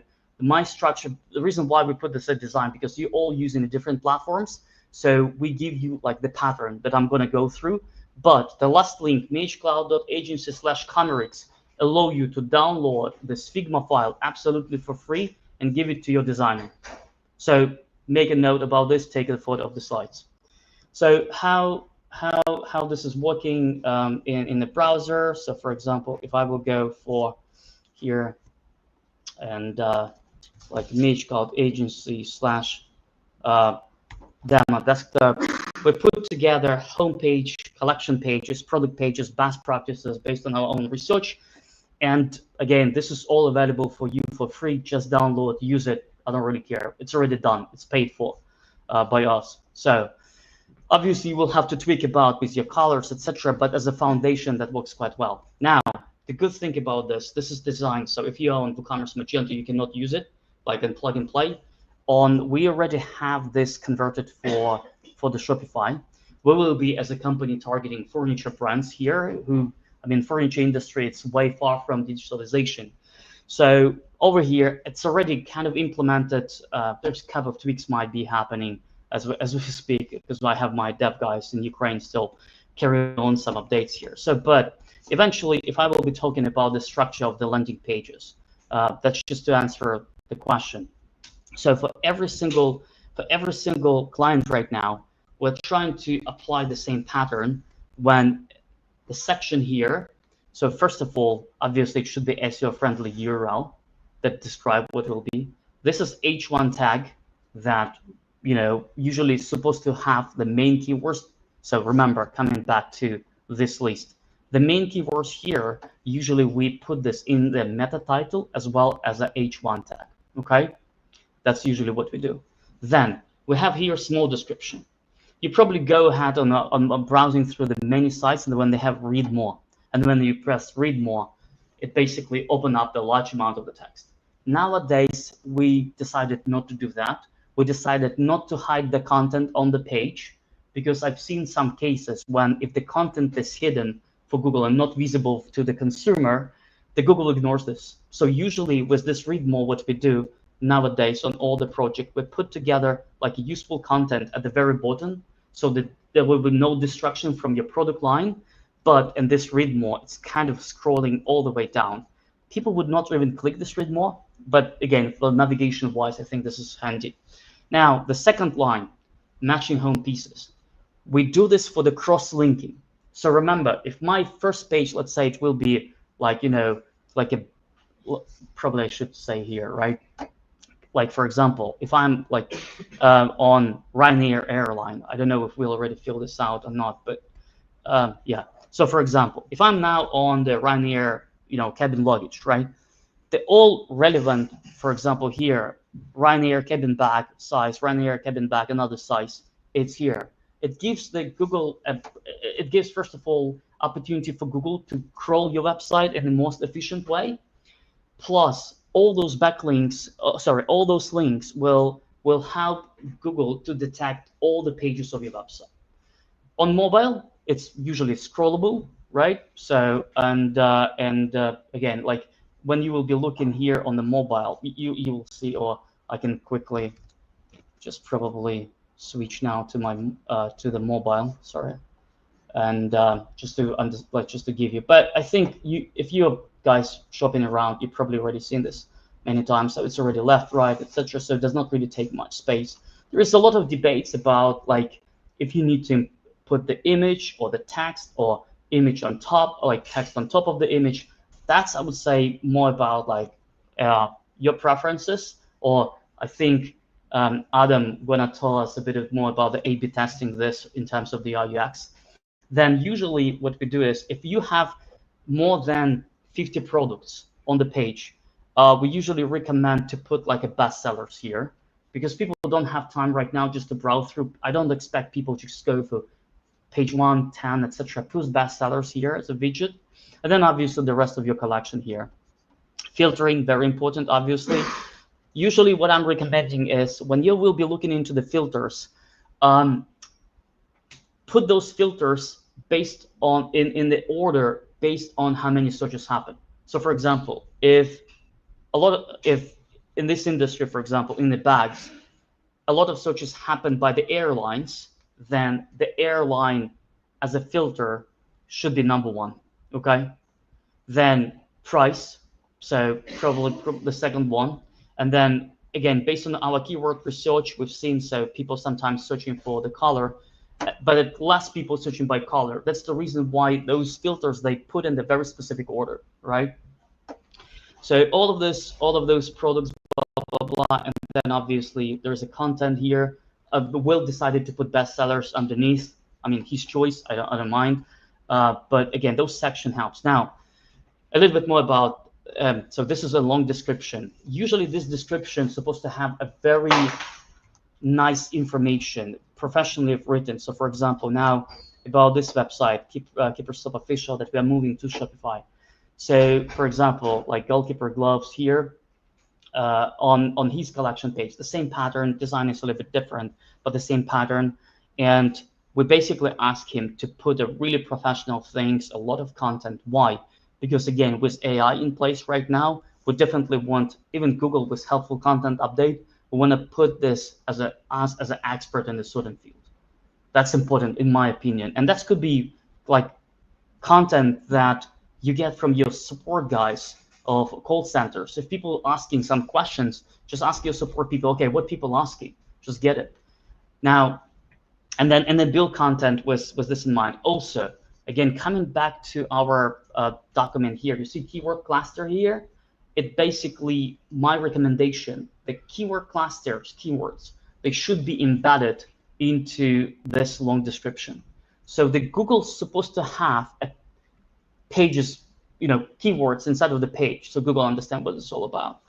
Let's talk about this block. We're starting introducing this for all of our clients. I mean, not all of them use it, but we start introducing for all of our clients. Why? Because the video content as well, and it just gives you opportunity to cross-link to the specific articles and stuff like that. So usually we allow you to upload video or embed YouTube as well. So if it's already on YouTube, you can link it to the collections, sub-collections, whenever. So this is more content like unique. So if you are selling juicers, right, like whenever, any helpful content that you can produce in the video for the customers, right, like compare my juicer with someone else, etc. Put it like here because it helps with the business decision of buying, and it's also will have a good signal for Google. Okay, there's quite a bit of nice content around, so that's I think will be important. Now, this FAQ schema. So it's not FAQ which is about like what's my shipping, etc. Over here, you see when I'm searching for some keywords, I can in SEMrush I can switch to the questions, and then it gives me the opportunity to see what people asking, like what size cabin bag for Ryanair, etc., etc. So eventually, if you do this for your own brand on SEMrush, you will then understand which questions and answers you want to put on this page. So that's kind of one of the stuff why we're talking about this. Remember when I started about like US search, there was a lot of widgets. The more, again, if we're gonna go back for like cabin luggage, for example, and by the way, cabin luggage co UK is still not live, so I'm showing you the stuff which is in progress. So over here, that's a sponsored ads, right? That's clear. But then this is the free listings, then like some related products. Sometimes it shows here like people also buying from. Sometimes it shows like a FAQ, etc. Again, depends. I think maybe that's not the best sample, but you see, remember like for US when we looked at that, it was like a different videos, etc. So that's the reason why we're trying to put this all content together. That's hopefully Paul, I'm answering all of the stuff here, right? In this section, the very important things that I like what we need to do is definitely make sure that all of your collection pages will have product snippet. It's a special schema, so schema.org. So that's helped Google to understand what products you are selling, what the price. Because for example, nowadays when someone basically doing like cheap bags, for example, as a keyword searching, Google already understands what cheap means. It can produce even the range of the products based on this. So I think it's very important for you to put this product data into the website. So while Google crawler go through, he understands what exactly you're selling, what the price, etc. Okay, because you have also free listings built from that. Free Google listing, free traffic without any Google ads. You can start getting some clicks. So those FAQ, it's not typical FAQ. It's questions about this topic, and you kind of answer them. Those links I'm usually using as a backup plan if I need to cross-link to some other pages. All right, so couple more notes. Usually when I'm working with the clients, I definitely recommend them to use review systems such as Trustpilot, Reviews.io, Yotpo. You know, there's quite a bit of them, right? I highly recommend you to have them in place because it's not just helps with conversion and trust, but also those platforms that sync with Google Merchant Center. So you then, if you're using those providers, you will be able to just go ahead and you will be, but like take a look if the providers that you are working with listed by Google. Sometimes Google don't update this page, so it's better to cross-verify with your provider. Hey, are you approved by Google? You know, because if you are collecting reviews just with the widgets or built-in functionality in your website, there's no, like, you cannot, like, Google cannot verify it. And that's the reason why I want to make sure to engage you to use the trustful resources that Google have, you know, credibility check or whatever how they call it. So that's important, and obviously those elements supposed to be somewhere on the page as well as a widget. As soon as you start collecting those, why this is important? Because as soon as you start getting this, you can then implement this in the schema. So you can then have all those ratings in reviews in the Google results. And you see, for example, like this one, small kitchen appliances, and then from to rating how many reviews. And this is not even the product reviews. That's the collection reviews. Why this is important? Because the CTR, so if you're ranking already on top 10 on page 1 in Google, and there's other people competing with you, the better your snippet would be to grab an attention, the more click you will get. So sometimes if your snippet better, like or catching the eye, then the clicks on even on the third position could be potentially more than even in the position number 1. And the click-through rates decrease significantly. So the first result, I mean, there's a study or something like that. The first result like 40%, and then dramatically top 10. Then position number 10 is like 1.3, something like that. So nowadays SEO, it's either top 10 or nothing. That's kind of, you know, so if you're doing SEO and then you move from page number 6 to page number 3, that's not a success. I mean, it's a failure. So that's what we discussed about that. And obviously there is some stuff that you have to, about the landing pages, some stuff that you have to be smart about, you could be smart about. So for example, this is one of our clients. I mean, don't judge me about the design. I don't judge clients based on the design eventually nowadays. I judge based on how much money in the bank. So what they did is interesting stuff. So they decided, okay, I want to do like a be ranked in the geo-targeting. So they've created this simple page outside of the website, landing page, sitemap PHP, and then they list all the states and cities for electronic company and store supply. Okay, so now basically when I'm clicking this, it's a one single landing page. I mean, awful design, non-SEO friendly, like which basically then by clicking here, you can go ahead and you can shop on the website. So surprisingly, that's a pretty terribly done pages. But I said to my clients, I'm not gonna touch it. You know, if I don't want to do any changes for those pages. I'm so afraid, because if I'm looking into his Google Search Console for this one, and then I click on pages, you see here LP, LP, LP, LP, LP. So those pages now generating so much organic clicks for the client. If they generate conversions, to separate questions from GA4, but the traffic is there. So even those type of ugly, sorry to say, pages, they can produce results for you. So now if you're like a beauty brand or when you're selling beauty products, I mean, now with AI, you can generate those pages on the scale, and then you can definitely get like some extra exposures, etc. Right? So we just recently went with one of the project. I should probably say here. So Natural Evolution Foods in Australia, and when I start looking into this performance pages, by the way, this is like Google Search Console. You definitely have to have it. Does not matter what it like. Don't trust reports that being sent to you from SEO agencies. That's the only the data that you should trust.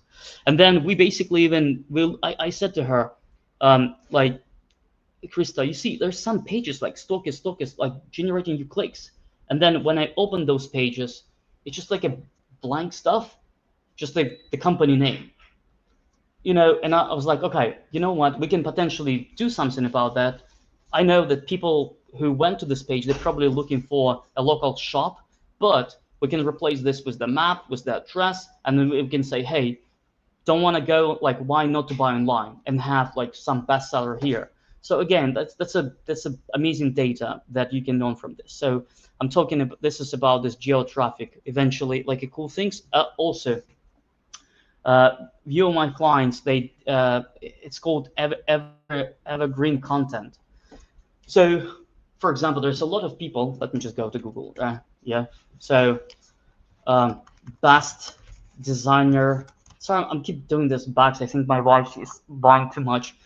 Best designer bags like 2025, right?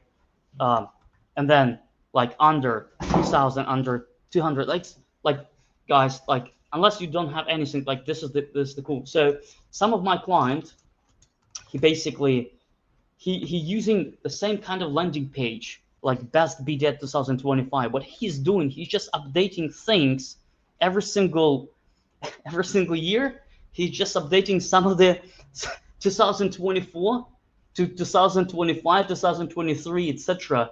And again, like when I look at this, he's basically killing websites such as Virid, you know, Business Insider, like a very like decent CNN, and then best BDETking.com.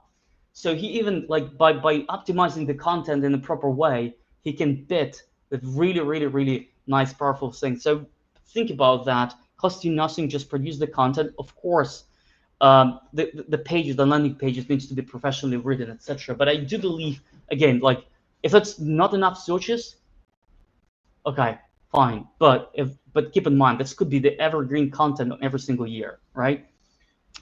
So I guess what will be, and there's a bunch of the other stuff here, but I wanna talk really quick about just go into the Google Search Console and do this in the real time with your review of the Google Search Console. We would not go through all of this presentations and slides. So, but obviously, Google Search Console, it's an important piece. Let me just grab here. Where's that? Just go here. Yeah. Rewind Montage, for example, or maybe I have Google Search Console.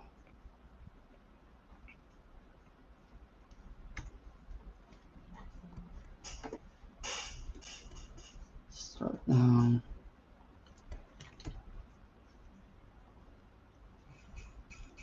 Come on. Yeah.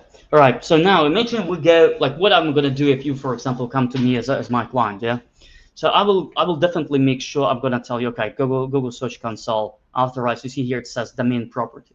I don't know if it's clear enough or not, but it says it says here domain property. So that's very important.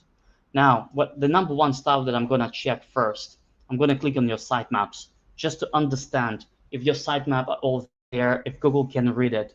Sometimes I can see for whatever reason Google are not able to even read the sitemaps. That's already crap. So if you don't know it, you don't know it.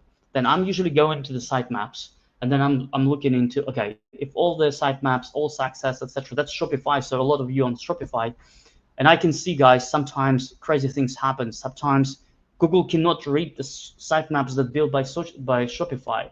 So you have to understand. And then I click on this page indexing. Remember what we said. If page is not in Google Index, it will never generate you the traffic. So by going into this reporting for your sitemap, again, it's not page indexing for your entire site. It's specifically sitemap.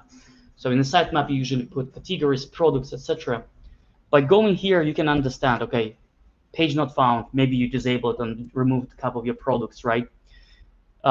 In this case, it's better just to open up this So for example, I will go here. Which products, like, okay, those products, they appears as full for interesting. Let me open up the sitemap. Let me open up the sitemap as a file. Right, so then I will go for, I think that was a product page. So let me open up this product and let me look around if this URL is still there, right? So let me go, yeah, it's still there. So that's question, for example, for me. All right, why the hell we have this product? Why in the sitemap it's there, but it's still full for, which is interesting. What I can do in this case, I can go here and I can put this URL in the inspect tool, right? It's basically page not indexed full for. So something happened on, I guess, on the Shopify site, and then I'm clicking test live URLs, and then just to make sure that Google can index this, and then I can force Google to index this content, right? So as you can see, everything was perfect with this. Page is available on the website. It is in the sitemap, but for whatever reason, Google just stuck with full for. And now imagine that could be your best-selling product. So looking into this, it's really important. Like I'm not gonna say on month by month, not day by day basis, but weekly basis, just to spend like 10 minutes of your time looking into this. I think this will be critical. So, oh gosh, I should probably don't do this. The next? Page by page, or You know, it's definitely. You would not be able to request manual indexing more than, if I'm not mistaken, 50 pages, right? You would not be. And I'm going to answer this question a little bit more, yeah? So now I requested this page for the indexing, fine. Let me go for the sitemap again, see page indexing, right?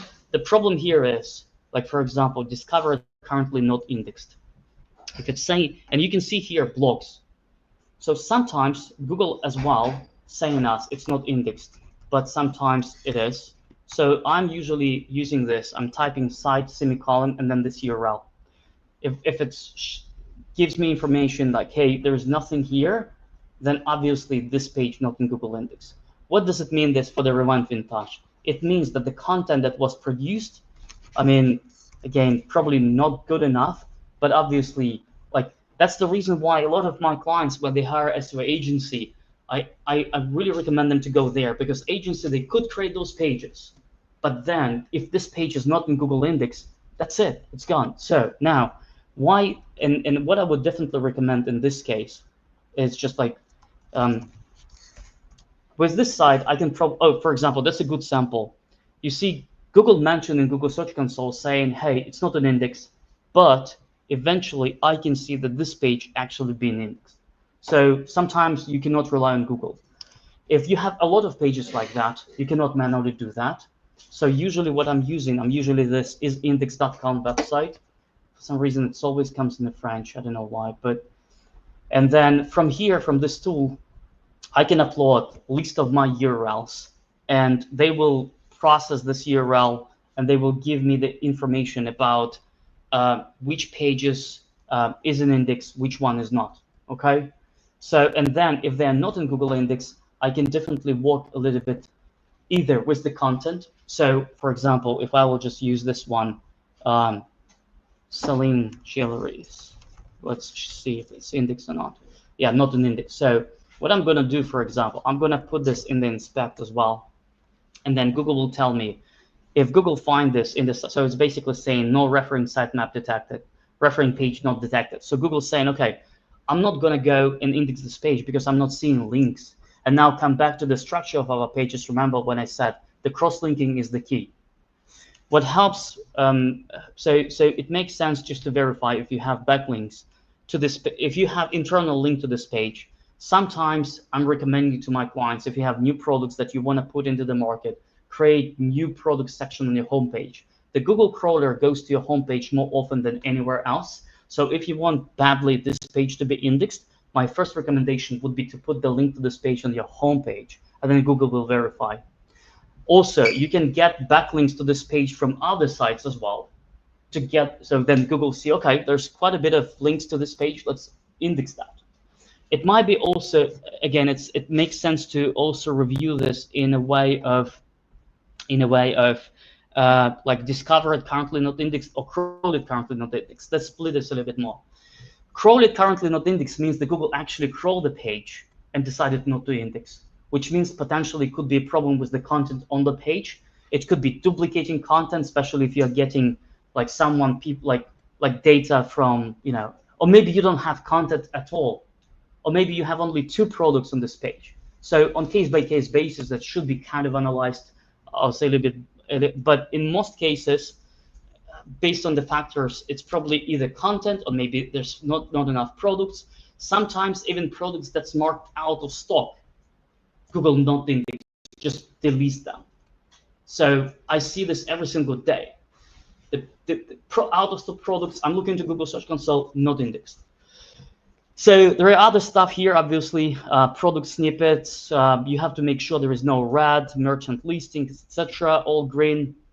I should probably say about the Google Core Vitals. That's a typical thing that happens when the agency analyzing your website. They're saying, "Oh, your page is, your speed of the website is bad." So basically, they go to the page speed. They put here rewind vintage or whenever it is, and then when they see like red 46, etc., they all saying, "Oh, you have to work with the site speed." In Shopify, it's even more difficult because you are not controlling of the server. It's Shopify who is rendering this. But the most important here is it's not even what's here. The most important if it's passed or not. So in this case, on desktop, it's passing Google Core Vitals. On mobile, it's failing because of the cumulative layout shift, which is, again, probably some content that clients put recently. It's kind of affected this. But is it the main factor? Definitely not. So when the agency just giving you, oh, you have to spend all your time here, please, I mean, that's probably the wrong approach. Yeah. So I think I should, I'm probably gonna organize even like a group of merchants that will be working with me on weekly basis, so I can help as many people as possible, like an online school for SEO. I mean, that's kind of in my mind, but obviously what I just discovered, it's probably the very, very basic overview. Obviously in Google Search Console from here, I highly recommend you to click on page indexing here, and then you will be able to see if like how Google crawling your website. So usually, without diving too much deep, there is specific things that you need to take, like why new pages that you produce might not be in the Google index, because the Google crawler budget just spent with going through the bunch of the different pages that should not even be crawled, and that's the reason why the new pages are not discovered. On case-by-case basis, that's probably needs to be looked around individually. Now, on our website, we don't show products on the front end if they're out of stock. Yeah. So we have a best-selling flask. We sell 20 a day. It goes out of stock for a week, a month, 2 months, and then it will go back on. So how does Google treat that out of stock? Does it sort of then say, well, we tried to index it, it wasn't there, and then it's sort of... Let me tell you what I would do in this case. If the product will be out of stock, very likely in Google Search Console, it will be removed from indexing. What I would do in your case, if you can export all this, if the new bunch of the products, like 1,000 products, goes back in stock, I would highly recommend you to create a different sitemap, put it in Google Search Console for them exclusively, because that will trigger for Google to recrawl those pages. Let me finish the link building piece, which is really important, and then if someone want to listen even more, I'm not eating, so I'm here. I just want to there's one specific thing that I really want to tell. So guys, imagine now you have keyword research, page structure, you put all this H1 tag, small description, main description, FAQ, video, everything. You register Google Search Console, you submitted the sitemap. Until your domain authority big enough, you will never be ranked. So your website could be perfect from keywords, etc., but backlinks from other domains are really important. What I'm doing in this case, I'm usually going into the website in incognito mode. I'm gonna go for, let's say, tights, right? Or whenever bags, I should do bags, but. And I can see here which domains actually ranking for this keyword. I'm using, so let's for example, I'm gonna use this UK tights, yeah, UK tights. Let me just go there, like this one, copy. So I'm using a tool called Ahrefs. You can do this in the SEMrush, but I prefer Ahrefs in this case. It gives you like a lot of information. We don't want to go through all of this, but the most important here, DR, how many backlinks they have to the website. You see like 5,000 backlinks, domains that linking, right? So it's counted. So unless, if you want to rank, for example, tomorrow your website for the tights, and you can do this and set an average DR, unless you have something like that, very unlikely you'll be ranked. So backlinks right now from other sites to your website, it's a really important part of the strategy. What we do in this case, for the backlinks, we usually recommend, and we're trying to be very transparent with our clients. We're explaining which backlinks we're building and how we do this. It's all connected. So remember the very original keyword research, right? Like I know exactly like this main keyword, that's the page that we want to rank for this keyword, because that will be also used in the link building. So for example, I know like I want to rank for, you know, buy whiskey, for example, in this case. So I'm getting backlinks from other sites, which very likely needs to be more or less relevant, and I'm getting backlinks to the homepage, etc. And sometimes I'm using, it's called like a natural encores, like click here, etc., or brand and things like that. But I also sometimes using a, like kind of aggressive encore. I know a lot of SEO agencies saying, oh, backlinks not that important, etc. Oh, it's a shady tactics, etc. Right? But I can tell you guys, I've seen this day by day. Remember when I said that my clients rank for backs, my clients rank for tights, and until we start doing this, there will be no magic trick. Backlinks very important. Now, the way how you should be doing this is you go to Ahrefs, and then you put your website over here, right? So for example, let me just do the tight spot, yeah, the tight spot. And your website will have your own data, right? So the tightspot.com. DR of this domain, it shows me domain. You see 39, like, right? So when I will be doing backlinks for this client, I will be exclusively selecting backlinks from domains, which is more than that, right? If your domain authority 8, then, you know, by minimum have DR sorted. But if your domain authority is 39, any other website, so when the agency give you the list of the backlinks, you should probably verify it, the domain. Plus, a lot of times when I'm doing this for my clients, a lot of times, aside from just verifying this, we have our own database, so don't get me wrong, we have our own database of those backlinks. But eventually, like if we get this backlink, if you don't have access to Ahrefs, there is a free MOS domain authority. So you can, it's just limiting you for like 3, but you can always go here from your phone device, put this website, any website, click check DA, and gonna gives you information. I think there is Ahrefs even giving you this part of the data even for free. So even you're not paying anyone, but you have already the data, right? So then you can check how your SEO agency is doing. Plus, what's really important, as soon as they give you this, as soon as they give you a report of the backlinks, check the domain authority. Plus, if they letting you approve the sites, I'm using an extension called SimilarWeb. I can press it here, and it gives me information of approximately traffic that goes to this website, and then I can actually see if it's UK based or, you know, or spread out, because there's a bunch of the website they might have India based and stuff like that. Even they have core UK, but if the traffic goes to India, that's probably not going to be a good signal for you. And those backlinks are not to drive you the traffic. It's more about get more for Google. I'm going to tell you like honest feedback here. What's also important, when you will be probably, if you're working with SEO provider, they're giving you report like that, you know, I'm pretty much sure they do. So for example, I know for this website, we've built like 10 backlinks. What was the main authority? How much organic traffic to this website? the important piece here is, and I've seen this all the time when I'm speaking with my clients and I'm asking them to give me the report of SEO agency, which backlinks they build for you. Sometimes you see I'm saying here site semicolon, so I'm checking if the page that links to my website, if it's indexed in Google. It should be indexed, because otherwise having backlinks on the page that's not indexed by Google, just useless.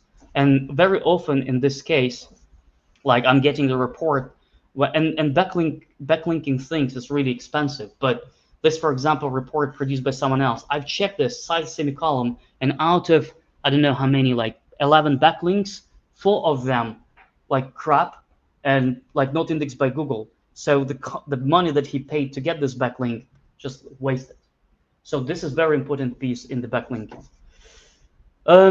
I have honestly, I have still like very large document about AI. I have this tool that I'm using to scrape the website. I mean, that's a lot of things, but I think now, I think I should stop. It's a 1 hour. And I probably can speak for 3 hours about all these insights. I mean, I should probably do another workshop just about SEO. I think I'm gonna shut up now and answer your questions. Yeah. Two questions. Yeah. How do we set up backlinks? How do you find backlinks? Yeah. Okay. All right. So that's a cool. I can tell you how I find it. Yeah. I go to my Google Drive, and I basically I have a database of the sites myself. Any agency, they might have their own list of the websites. So this is what I have. So basically I can filter, and I have contact information with webmaster, etc. Right? That's my own.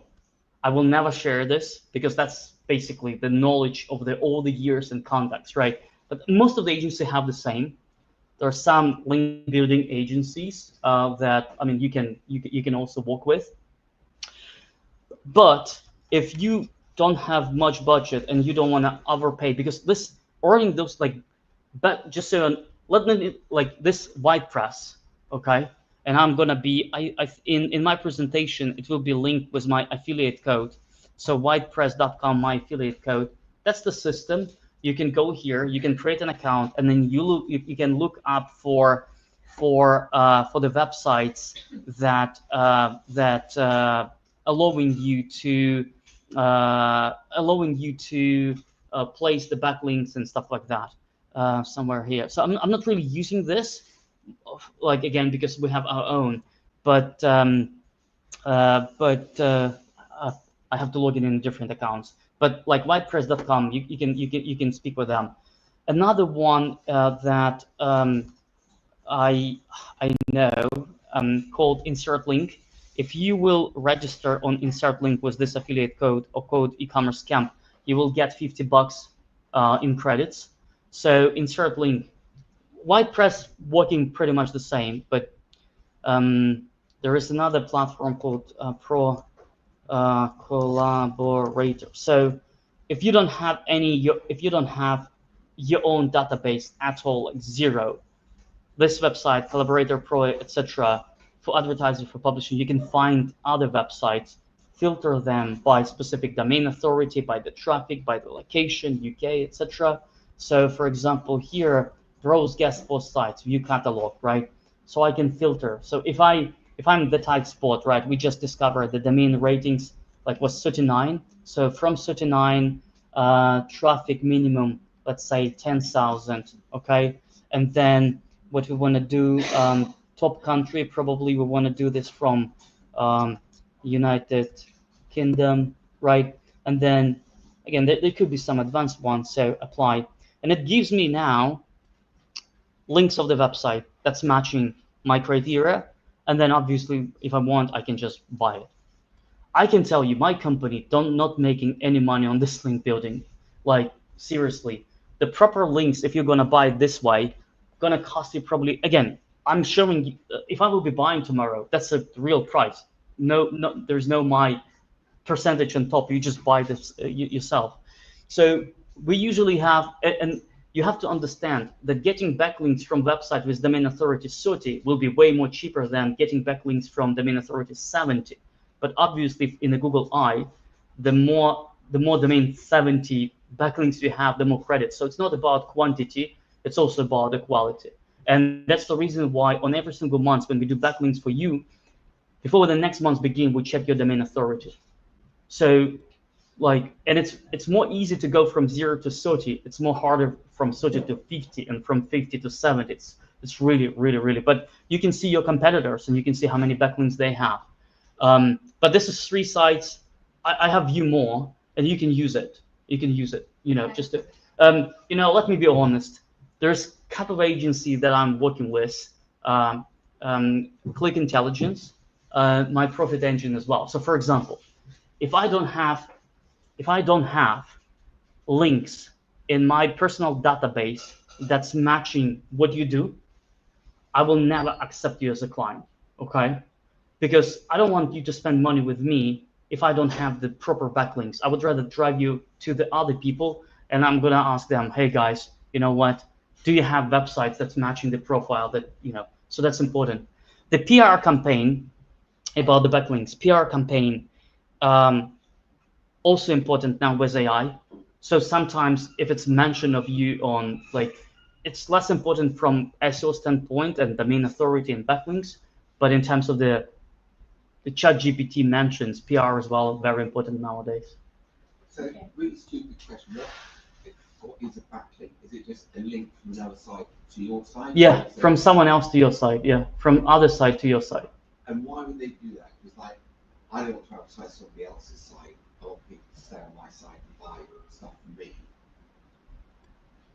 Well, so for example, if you have a nice blog post on your website, or you've done research, how corporate world in UK, what's the best top 10 gifts that business people, you know, present. You have a study, and then there's like when you have a PR news, when you have a BBC, etc., like a journalist, they find your study and they will create the article on Forbes, and there will be a link to your website.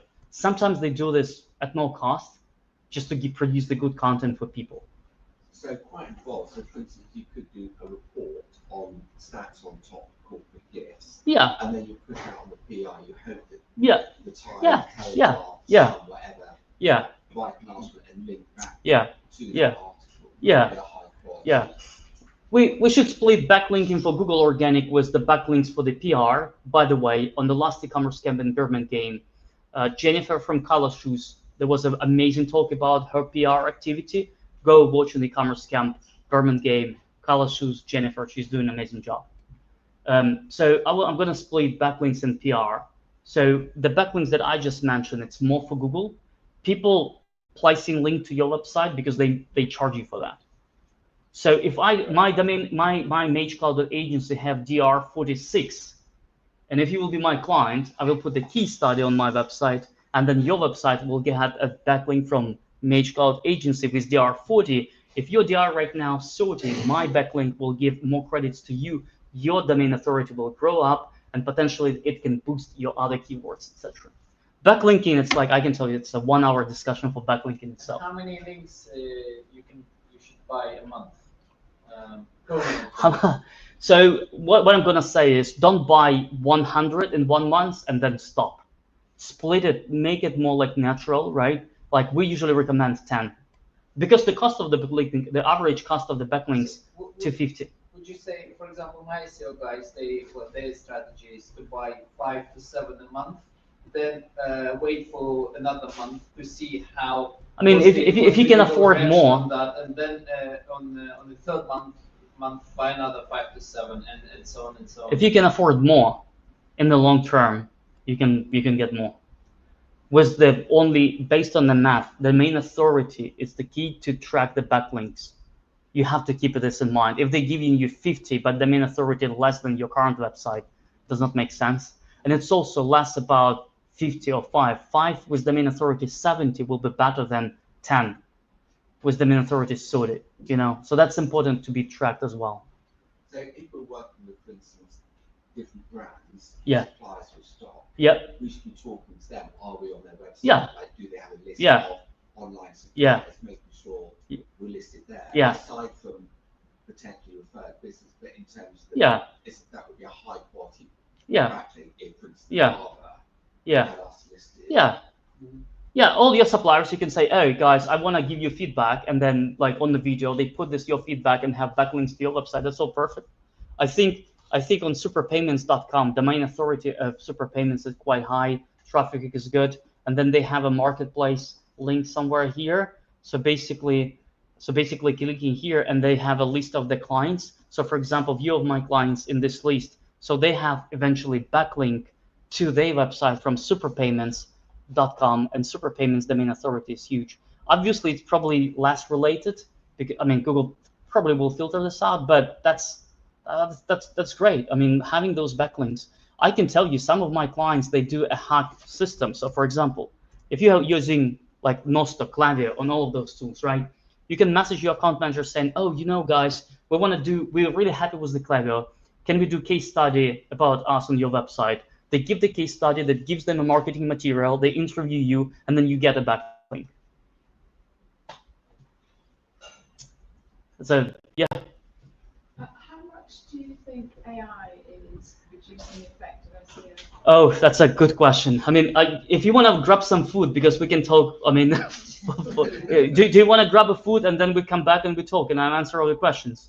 And I don't know, guys, like, because I don't want, like, if people hungry, I just don't want to kind of keep talking.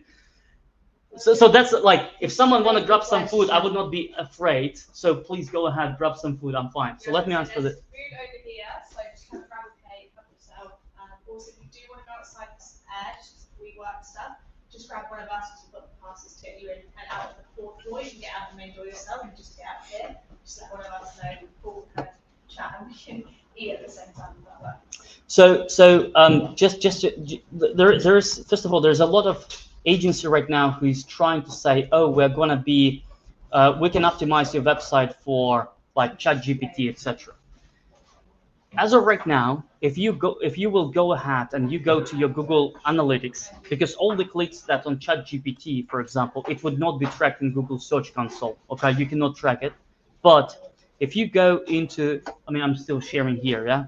If you can go here, traffic acquisition, for example, and then from here in the Google search, in the Google Analytics, you can see different channels. So, for example, source and medium. If I'm switching now channels for this specific client, right? If you will have here like ChatGPT, and I mean, as of right now, when I'm looking into my sites, into my clients, I'm not really seeing a significant amount of clicks from AI as of yet. And I will probably try to explain you why. Because a lot of time, AI in this case, actually stealing those clicks from you. So, for example, how I can improve my sleep. So I have a client like this Pet Star, and they had a lot of articles on the blog, right? Sleep talk, all about the sleep, how to normalize, but whenever.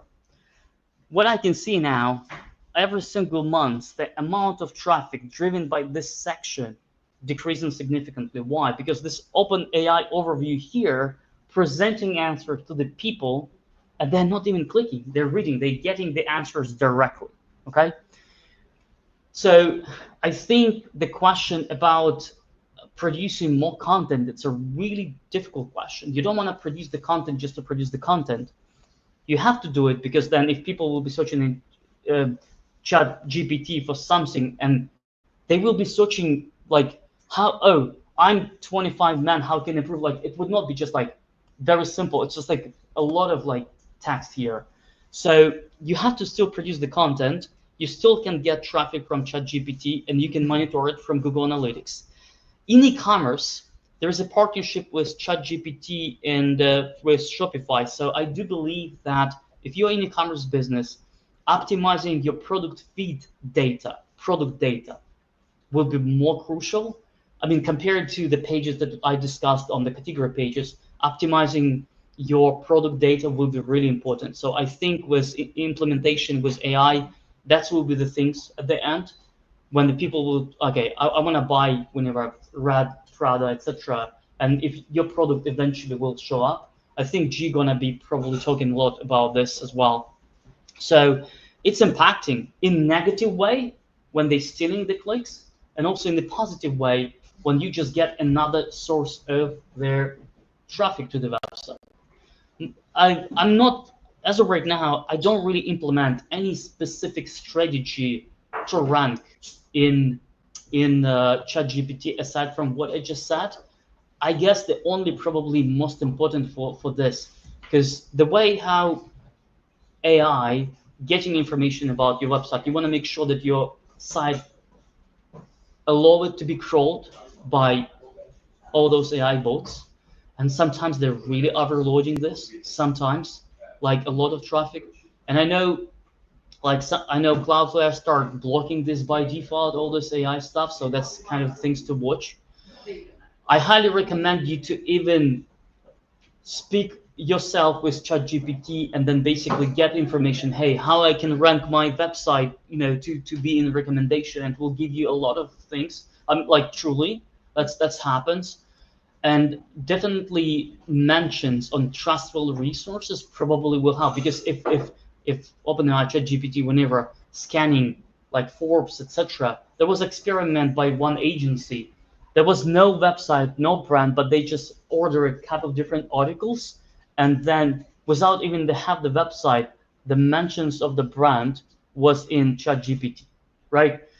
If you're interested, I'm gonna there's a pretty decent, as I said, document that's probably gonna be, again, like I cannot just do it in 45 minutes. It's a pretty decent document for about like 50 pages here, which we have, like, which you can read about, which I'm gonna give it to you. I mean, just email me. There's the business card, right? So you can email me. I will just give you. I mean, it's like I think it's the future. Obviously, that's the future. I mean, my business will die because at some point you will be able to, using prompts, you will be able to build website yourself eventually. So that's happening. It's coming. But is it still the big thing, like the biggest stuff that I would recommend to focus on? I think it's, if I will look into your Google Search Console, you have to start there. And the foundation, if your page not indexed, if it's not crawled, that's it. That should be the #1 focus. So I don't know. I just have a really small thing. So when you're talking about backlinks, a lot of newspapers and stuff like that, they do the lists of like these 10 products. Yeah. And what we found is that they don't want to link to our website unless we're using an affiliate scheme. Yeah. And for unless you're a huge business, like a lot of these affiliate schemes are very expensive to sort of get into. Yeah. So I kind of just wanted to put it out there for any sort of small to medium businesses, if there was like a suitable one, because they more often than not link to Amazon. Yeah. But they will give us the link if we give like an affiliate option. But I've never found a decent. Let me tell you one crazy tactics, okay? Crazy tactics. One of my clients, don't want to name it. He basically speaking with someone journalist in Forbes. Okay, he's gonna tell him, okay, how much the article? This is the price, like 5,000. He's gonna, okay, let's do the article. I mean, they cannot promote you directly, for example, but as you said, it might be competing your product with your competitors. So he's have a deal with the guy on Forbes about this, and there are some websites that you can use to have requests from journalists if they don't want to write about certain topics they're searching for. They don't want to work. They just want you to produce the content for them. So this guy, what he said, he negotiated the deal, and then he reached out to his competitor, saying, "I can get you a link from Forbes, but you have to link from your blog post to my site." And people, link for Forbes is good. So he basically paid to Forbes, put his website there, competitors there, and then competitors links. So for the price of the Forbes link, he get links even from his competitor to his website. I mean, man, like if I want to disconnect this, I'm gonna show you it's like that. So there's some tactics that you can use, like how to get these backlinks. I've seen a lot of companies who make a list of like the top 10 X in their field, and they'll link all their competitors on their website, and they'll compare. I mean, obviously they'll say that they're favorable. They'll link all that on their own website. Or they'll do like Klaviyo versus Mailchimp, Klaviyo versus OmniSend, you know? Yeah, that's also tactics. We have a client when he does not have his own products, but he's selling like Dell with whenever HP, and he built like automation system of comparison different laptops, feed it to the Google as a separate sitemap, and those pages start getting some clicks organically. So there's a lot of things. Again, like backlinking, it's a tactics. For how long it will be, until we still have this ranking system and not just one AI interface, I think this will be still the key. It might change. I mean, I think it will change. It's just like more about like getting even the brand mention, you know, that's a big stuff. But I do believe that Google understand the affiliate, you know, thing. So I'm not going to be pushing this much. The backlinks have to be on the website. So, for instance, we're now sponsoring Cheltenham Yep. and they have X and Facebook. Yeah. So is it a case of just one link from Cheltenham, or should we also be saying, well, you know, links from your X and from Facebook and have multiple links from your website? Well, so basically from SEO, people saying the social signal is important. So if they put the link from Facebook, that would not harm, right? But if you ask, do we want to create a backlink, like, do we want to create like a 10,000 backlinks from this specific domain to your domain? No, one is enough. One is enough. It's also important to monitor those backlinks because today the backlinks might exist. Tomorrow, site goes down, might be disappeared. Whenever happens, might be removed from Google indexing. There is another tool that like we're using to monitor those backlinks. So when we do backlinks for you, it's not just like I'm giving you 10 backlinks now for this month, like in your case. It's not like 10 backlinks this month. We upload those backlinks into our tool, which is monitoring. So I know if one backlink crashed in 5 months, I can always message you saying, you know what, we lost this backlink, and I will be reaching out to the webmaster saying, hey, put it back. That's important as well. Keep tracking all of this. So you pay for the backlink and they can disappear from the Google and They can, yeah, they can. I mean, that's. I should disconnect it, man. Yeah. Have you stopped me? Yeah. Hopefully you stopped me for a while. No, you keep doing this. Okay. Yeah, we're still going. Okay. Yeah. Yeah. Just put this. Yeah. It's like they might. Yeah, for sure they might disappear. And remember my slides when 11 backlinks and 4 of them were red, which means they're already not that good. So, but all these tactics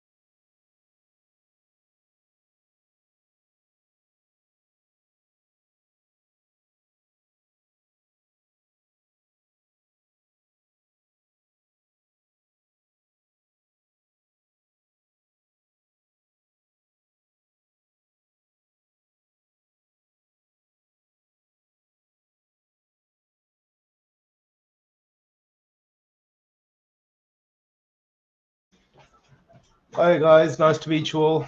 I'm a little bit nervous. It's the first time I'm properly presented. So if you see my knees slowly start to go. But nice to meet you all. I'm G from Data Leader, well, co-founder of Data Leader. We also have a PPC agency as well called Jude Lux. Some of you, I think, have seen me before. I think at the Birmingham event that Paul was previously talking about, the e-commerce event. I also would like to apologize if you hear my phone vibrating. It's my daughter's birthday tomorrow. She's turning 3. She's going on 30, the way she acts. And my wife is constantly saying, do you want this cake? Do you want this cake? We've got to finish this. And then we've just sold our house as well, so I've got solicitors ringing me every 5 minutes. And I'm emailing them back saying, you didn't say that price a minute ago, mate.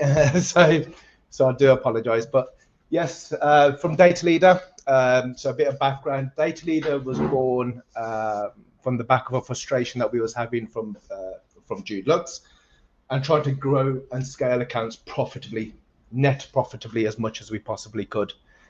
We saw a big shift in the industry where essentially ROAS was a metric that was kind of just invented because it's a yardstick that fits everyone. And we understand why people kind of gravitate towards it, and it does make sense to a certain extent. But we're here to kind of discuss POAS, profit on ad spend. So yes, I'll go into it a little bit more. So we're going to go over some on like server-side tracking versus like client-side tracking. I won't go too deep into it because that is not my forte, I'll be honest with you. But I do know a little bit about it to kind of get by. And also product feed optimization. I was briefly discussing this over a sandwich with a couple of you as well, and why it's so important, especially for e-commerce businesses, to optimize your feed as best as possible. And again, going back to that profit-based bidding and using obviously your margins and your COGS, etc. Also testing and waste prevention in your overall marketing. Again, you'll probably hear me say Google Ads quite a lot because predominantly we are, like I mentioned, a PPC agency, but again, it is applicable for all platforms as well. And again, we'll go over a couple of case studies and obviously answer any questions towards the end. So, server-side tracking. Server-side tracking, we believe, is currently the best form of tracking that you can do for your paid ads. One of the main reasons for it, I'm sure that everyone saw it. You don't remember when Apple kind of said that we, having built it in the privacy, and that kind of threw a lot of meta agencies and obviously clients who obviously spend on meta, a bit of a frantic shock. But server side essentially is, and it doesn't really rely on like cookies, etc., and so on and so forth. It's basically a server GTM. It's basically one server talking to another server. It's probably the easiest way I can put it. And you get more control of what you send back and what you don't send back, and what you want to do with that data. Whereas with client side at the moment, and basically, so for anyone who doesn't quite understand client side, what I'm referring to is a standard GTM, Google Tag Manager tracking, what everyone's typically kind of used to. Server side, you can use Google Tag Manager as well. We personally do, but there's other platforms out there or companies out there that don't. They plug in via APIs, but that's up to you. But with the server-side GTM or server Google Tag Manager, it basically, like I said, it gives you that little bit more control, and you essentially get to see the truer reflection of your results, who's actually been on your site, what they've done, what they've brought, how many, and what the true conversion value may be. So then, what we notice as an agency is that we have loads of products. Whether you have 1,000 products, 10,000, doesn't really matter what the number may be. We found that nearly up to 40% of your product feed actually yield losses or like no conversion value at all. They rack up spend and they actually don't do anything at all. So a lot of drivers, one of the main drivers for this is, poor product feed, pricing issue. It could be a pricing issue, measurement gaps as well, in terms of going back to the tracking, etc., and so on and so forth. So one of the things that we recommend doing, which I'll get to in just a moment, is basically stopping that from happening. Stopping products which are no longer net profitable. And again, I don't want to teach anyone to suck eggs here, but I was talking to a gentleman earlier. You'll hear me bang on about net and gross quite a lot. And there is a big difference, which I'm sure you obviously all know. Just because a product is gross profitable doesn't mean it's net profitable.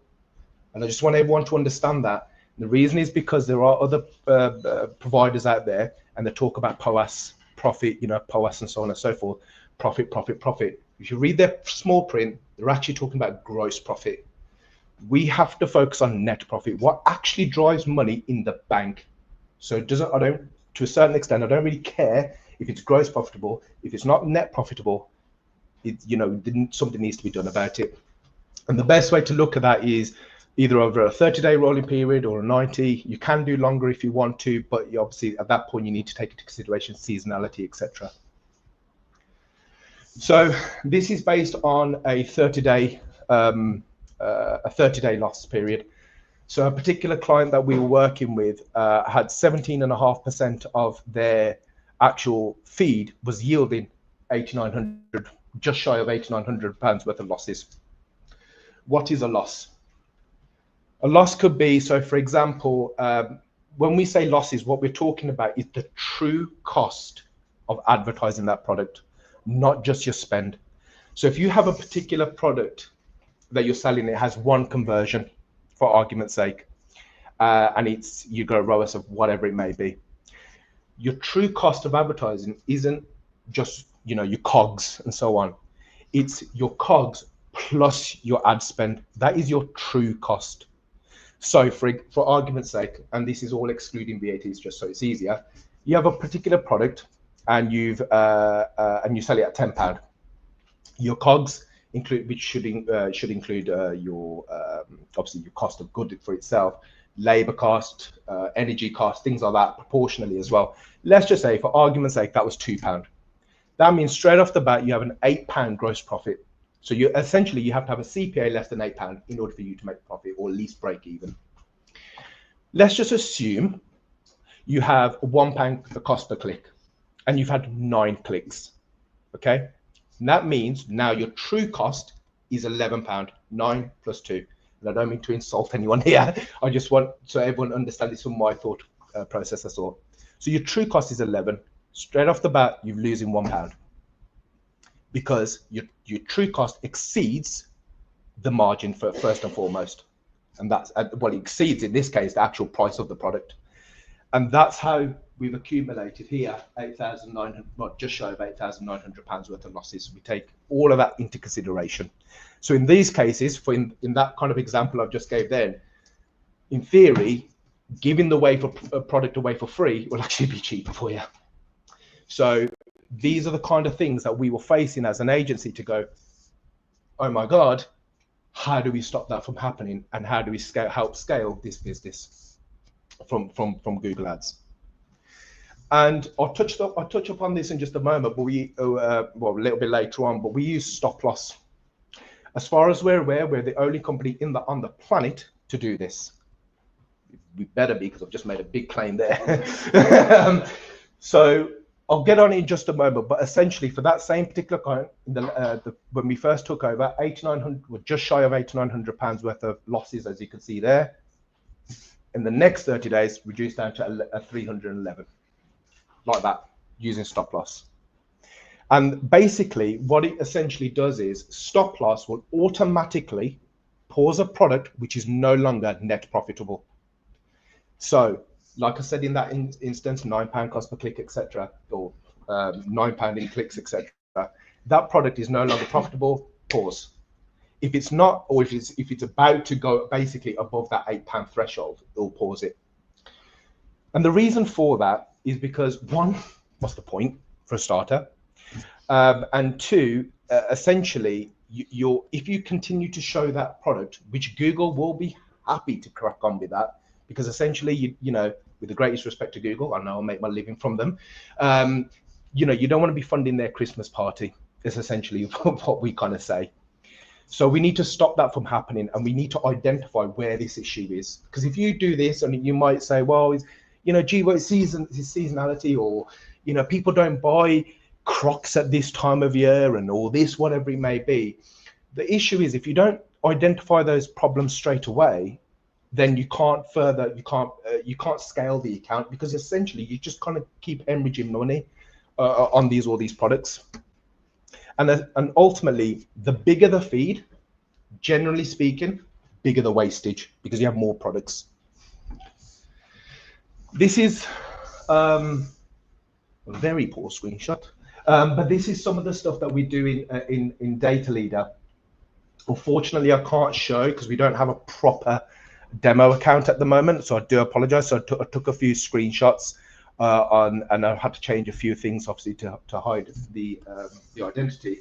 But one of the things that we can see here in the top on the top right, obviously you can see your campaigns, how many clicks you've had, our average CPC, standard stuff, how many conversions, and so on and so forth.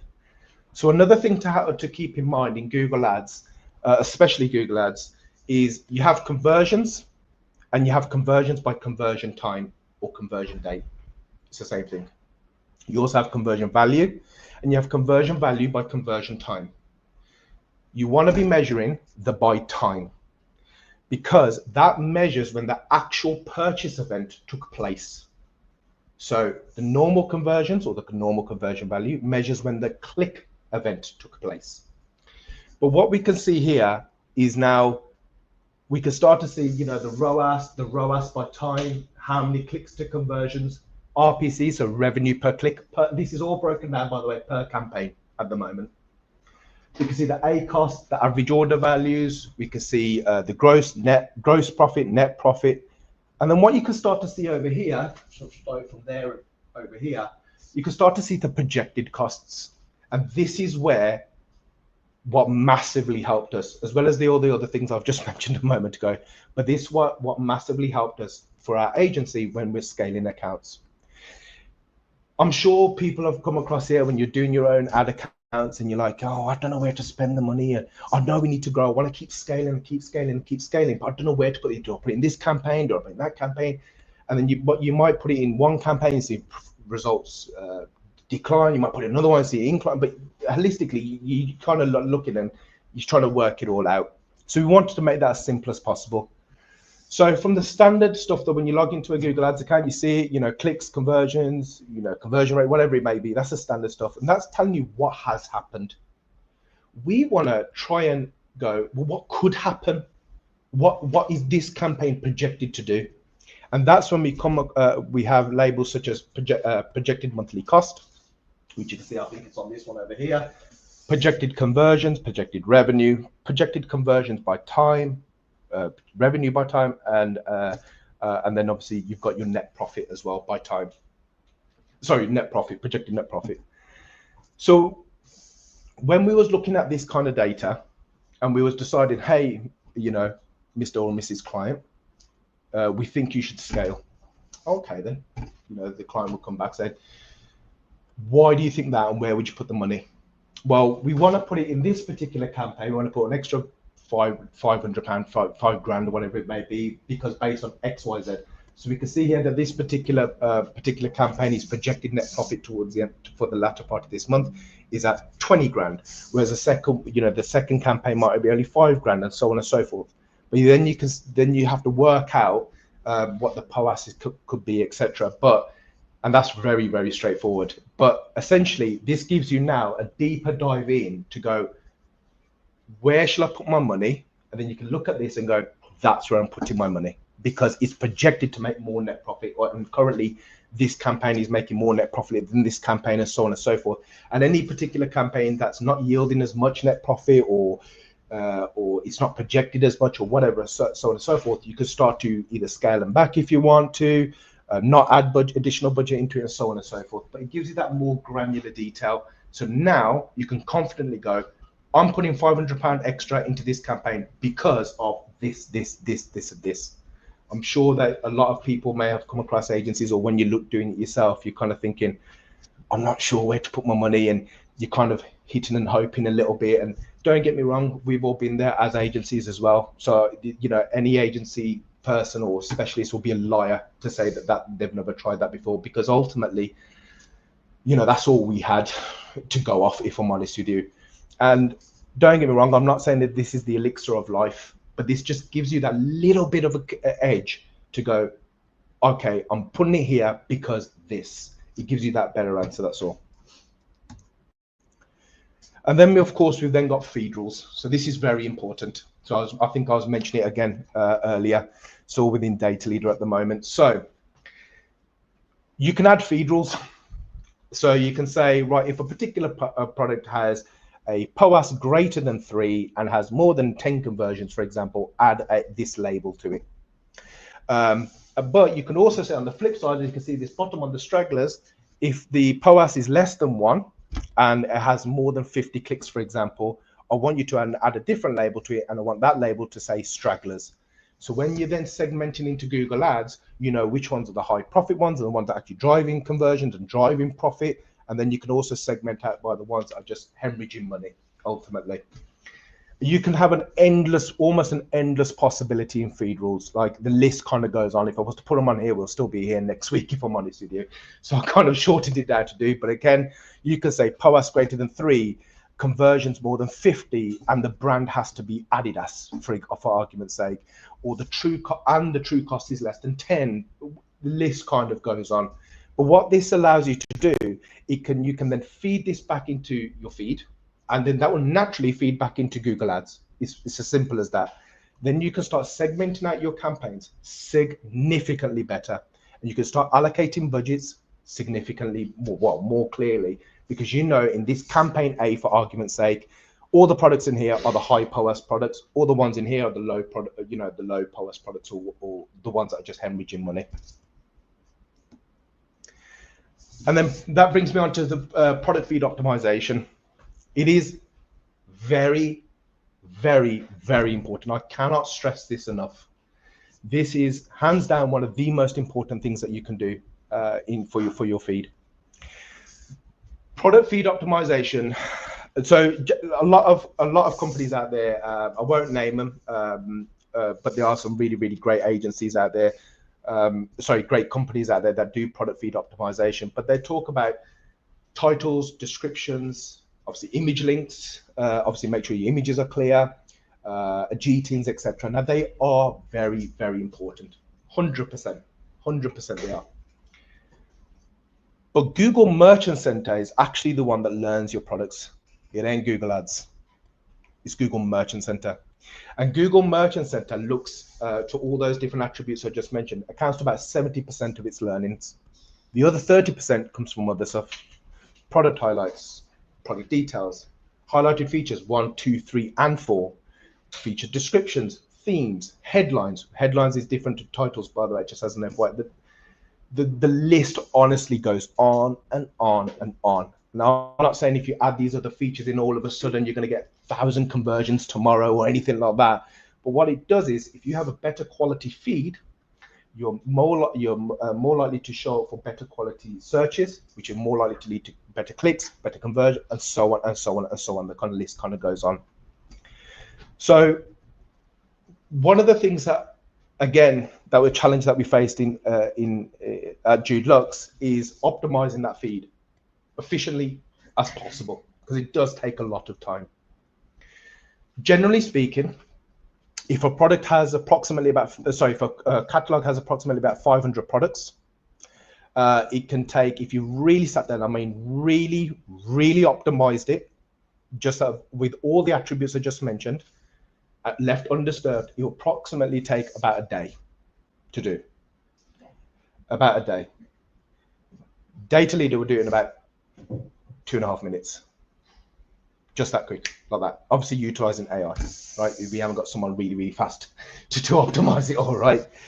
So by doing that as an agency, naturally that freed us up to focus on more better things, such as strategy, where to implement this, how are we going to scale this, pushing this campaign, segmentation, etc., etc. But it is very important to optimize your feed. I think there was a gentleman a moment ago that was talking about that they sell handbags, etc. So again, having in there like brand name, the color of the handbag, the style of it, you know, or the material of it, if it's made from, you know, good God, all the materials that my mind has just gone, like it's made from leather or something, yeah, it's made from leather, whatever it may be. It's all important to have those attributes in your feed, because ultimately, one, that's what the consumer sees as well. You know, is it a leather, is it whatever it may be, or crocodile skin or whatnot. As you can tell, I'm very fashion conscious, so I know a lot of that fashion. But it's all very important, again, because you want to make sure that Google Merchant Center understands what your product is to show it at the right time and to the right people. So if you're showing a red handbag, but your title has black in it, obviously you want to change that straight away. Or if it has no color in it, then you kind of want to add it in, because then you don't want to show someone searching a red handbag. Yes, the image, they can see it, but that's fine for the consumer who's searching for that red handbag and they see it. But if Google Merchant Center doesn't understand it, and someone searches for generically handbag or black or whatever it may be, and Google's going, well, Merchant Center will say, well, I don't know what this is, so I'm just going to chance my chance and just show this red one. And yes, you might get a click, but if someone's searching for a black or blue, or they definitely just don't want red, you just paid for that click. And that only might be 20p. Of course it might be. But then pennies soon start to add up, as my mum used to tell me back in the day. So you obviously want to make sure that it's fully optimized as best as possible. And this brings me on to profit bidding. Profit beats ROAS. End of story. That's just the way it is. I'm yet to meet someone, and thankfully the industry is obviously going in this way as well. ROAS, like I mentioned, is a yardstick that fits everyone.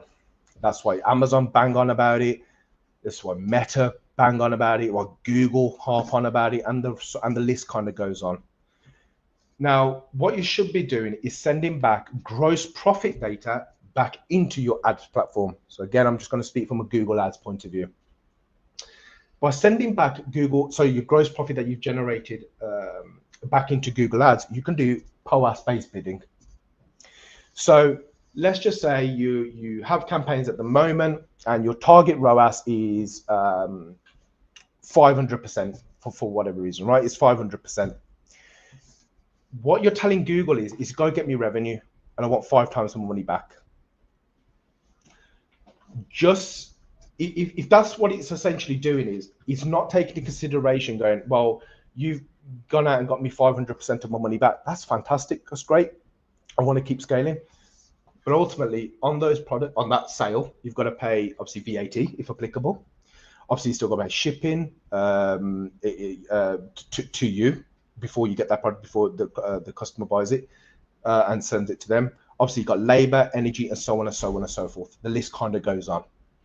So by sending back in the gross profit data back into Google Ads, that gross profit, all that is already taken all that into consideration. Your labor costs, your shipping costs, your COGS, your payment fees, VAT, and so on and so forth. The list goes on. So now you know your ROAS is now become your POAS, and your conversion value by conversion time is now your gross profit. So to work out your net profit, all you've got to do is conversion value minus spend. That's that. So you know, as a channel, this channel has made me X amount of net profit. And then you can break it down per campaign if you wish to do so. And essentially, you obviously tie that up with the server-side tracking. You get better data coming through, and ultimately much more accurate decision making happening in the account. But going back to that 500%, now Google's thinking. Now Google, by the way, and all these other channels, all they think is, well, it's still revenue. That's why I mentioned your columns in Google Ads or Meta, none of them was changed. It's just showing a different value. That's all it is, right? But he thinks, well, I'm still going to chase 500%. Now, on the other hand, you don't have to put a target ROAS of 500%. You can actually have it at 150%. Because what you're then doing is saying, hey, Google, or Meta, whatever, instead of 500%, go and get me 150%. Then it opens the floodgates. It's going, yes, that's exactly what I want. And it will go out, as long as obviously there's a deeper conversation. Make sure you're targeting in your audience signals. Make sure they're all there in your customer match list as well. So I'm assuming all of that's in there. But essentially, it will then start opening up and start doing broader targeting. So instead of it restricted it because it thinks, hold on, I've got to get a minimum of 500%, it will try to get a minimum of 500%. It's going, hold on, I can now get 150%, but it's getting 150% in gross profit.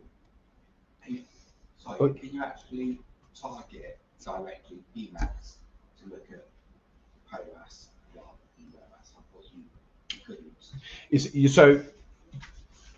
It's a good, yeah, I understand what you have so to products into different profitability margin groups and then do it. So you're still be bidding with ROAS, but knowing what that's doing on the POAS. Yeah, so in Google Ads, so when I say target ROAS, it's that type of bid strategy. Your target ROAS, that won't change in terms of the literal name of it, but because Google still thinks whether you show gross profit into Google Ads, it still thinks it's revenue. It's just that you're sending back the gross profit, that's all. So by switching to gross profit into the Google Ads account, you are doing profit, but you are actually chasing POAS. That's what you're actually doing. It's just that in Google Ads and all these other channels, they still call it target ROAS or conversion value. That's all it is. So in theory, yes, you can. You can target profit in Google Ads by using that. Are you saying that rather than saying you've got a product that sells for £100 with a margin of 45, do you tell Google, rather than telling Google that it's got value of £100, do you tell it it's got value of £45?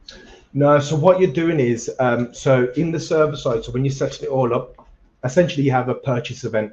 So regardless if you do client side or server side. In that purchase event, instead of sending back that £100 value, you actually just sending back that £45. So yeah, 100%. You can do that. Because that's what I mean by the gross, but the profit bidded. By sending back in that £45 instead of that £100, yes, that's essentially what Google now thinks that £45 is your revenue, and then you can lower your. So, CROAS, but actually T. But yeah. What happened to the Google beta version of offering that? I actually don't, if I'm honest with you. Google release a lot of betas. One of the best betas that I have at the moment, if anyone does creatives or does demand gen or YouTube, one of the best, in my opinion, one of the best things that they've ever released is comparables. So you can actually go onto your columns into Google Ads account and just start typing in, I think it's called platform comparables or called comparable platforms. It's one or the other. And then you can start adding them in, and you can actually start to see what that particular campaign is doing. But with regards to that beta, no, I don't. But funnily enough, I'm going to Google Dublin on 12th of September. The introducers then suddenly withdrew it after a few weeks or a couple of months, didn't they? Yeah, they did, yeah. So I don't know if it's coming back, if I'm honest with you. But we do have a couple of clients where they're on the joint business plan with Google, and that's why we're going on the 12th. So that's something that I could ask them. So if I find out any more information, of course I know that you're related to Paul. Yeah. But with that as well, going back onto that, like I mentioned, just because a product is gross profitable doesn't mean it's net profitable, and ultimately, there's a lot of, I would choose my words carefully here. There's a lot of companies out there or providers out there that ultimately will say profit, but they're talking about gross profit. At the end of the day, what matters is when you're sitting down having your cup of coffee at the end of the month, how much money's in the bank. End of story. It's just that simple. And you know what I mean? You can't build a business on gross profit. Please, you guys are business, unless I've got that wrong, please tell me now. Yeah, thank you. No one actually, because I would really stuck then. Stop loss. Again, this was a really big challenge for us. So as you saw before, just shy of 1,800 to £311. I'm quite proud of this because I don't know how to say this without trying to sound big-headed. That was my idea. All right. No one else is here. It's all me. It's all me. No one else. No. So stop loss. It was a big problem that we had, and ultimately, I was like, we had clients that had God knows how many like products we had. You know, it's okay if you've got like 5 products, you can kind of figure it out very quickly. But if you start going over like 10, 15, and then you got to appreciate being an agency, we've got several other clients as well. You know, what you think is maybe 10 products or 50 products, whatever it may be, it's now thousands when you look at it from an agency point of view. So I was like, well, surely there's got to be a way, right? How can we kind of stop this from happening, or at least warn us that something's going on here? And how, you know, so ultimately, like I mentioned, stop loss. If a product is no longer net profitable or about to be not net profitable, will automatically pause that product. Now, we do have some clients that have loss leaders. You know, notoriously speaking, I'm not sure if anyone has kids here, but nappies that are sold at Tesco's and Sainsbury's alike are generally sold at a loss, because they know you might need to buy formula, you probably buy some bread, and so on and so on and so forth. And we do have clients that also sell products at a loss intentionally, because you might want to buy such and such and such as well. So stop loss allows you to override that if you want to, but the default setting is pause, as an FYI. By doing that, we have seen your budget be reallocated to products that actually drive money and profit. So let's just say your ad spend is £1,000 a month and you have 1,000 products, and let's just assume that 50% of those products are hemorrhaging money. Excuse me, they're not net profitable in any way. So stop loss will pause those products, 500 of them straight away. That means your total ad spend, the £1,000 that you had, is now being spent on the 500 products that are actually generating money and profits. So if you work to target ROAS, or now in your case target ROAS, yeah, then isn't it just going to halve the spend from £1,000 to £500? No, I mean, only an idiot would limit their budget by the budget limit on if it's achieving ROAS. Yeah, so what I'm referring to, so it won't like split your budget. So your budget will still be £1,000. It's just that, but you shouldn't be restricting your campaign by a fixed amount, should you? If it's achieving the ROAS you're looking for. Yeah. So that's 100% true. So in the campaigns, so now we're talking about like segmentation. So you might have 10 products in a particular campaign. Eventually, over time, Google will start favoring some of those products because it knows it can get money for them or whatever. What I'm referring to is going, that's okay, but what if it's chasing products or favoring products that are not net profitable? So you're hemorrhaging money. So we want to pause those products, or at least do something with them. And we want to allocate budget to products that are that can still yield net profit or are yielding net profits, basically. So the default setting is to pause them, but you don't have to. Like I said, you can override them if you want to. You may have loss leaders, or you may be seasonality, or whatever it may be. You can do that, but the default setting is to pause. One of the other features that stop loss does is that it will automatically pause that particular product for X amount of days, and then after let's just assume 14 days, then what it'll do on the 14th, or sorry, on the 15th day, it will start that product again and go, do you know what? I'll give you a second chance. Go out and try and find me money for that product. And sometimes that can happen. And if you start making net profit, then fantastic.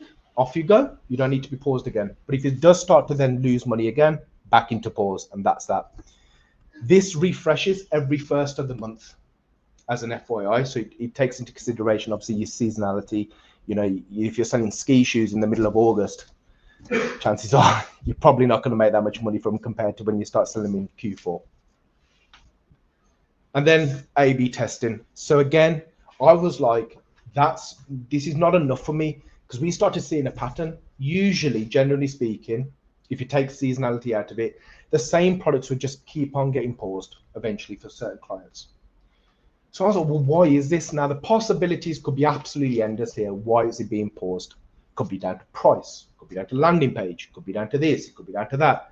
But ultimately, as an agency, a Google Ads agency, getting paid from a client, I need to eliminate or try and figure out, is this a feed problem? First, we have to knock on loads of doors. Why don't we knock on this one first?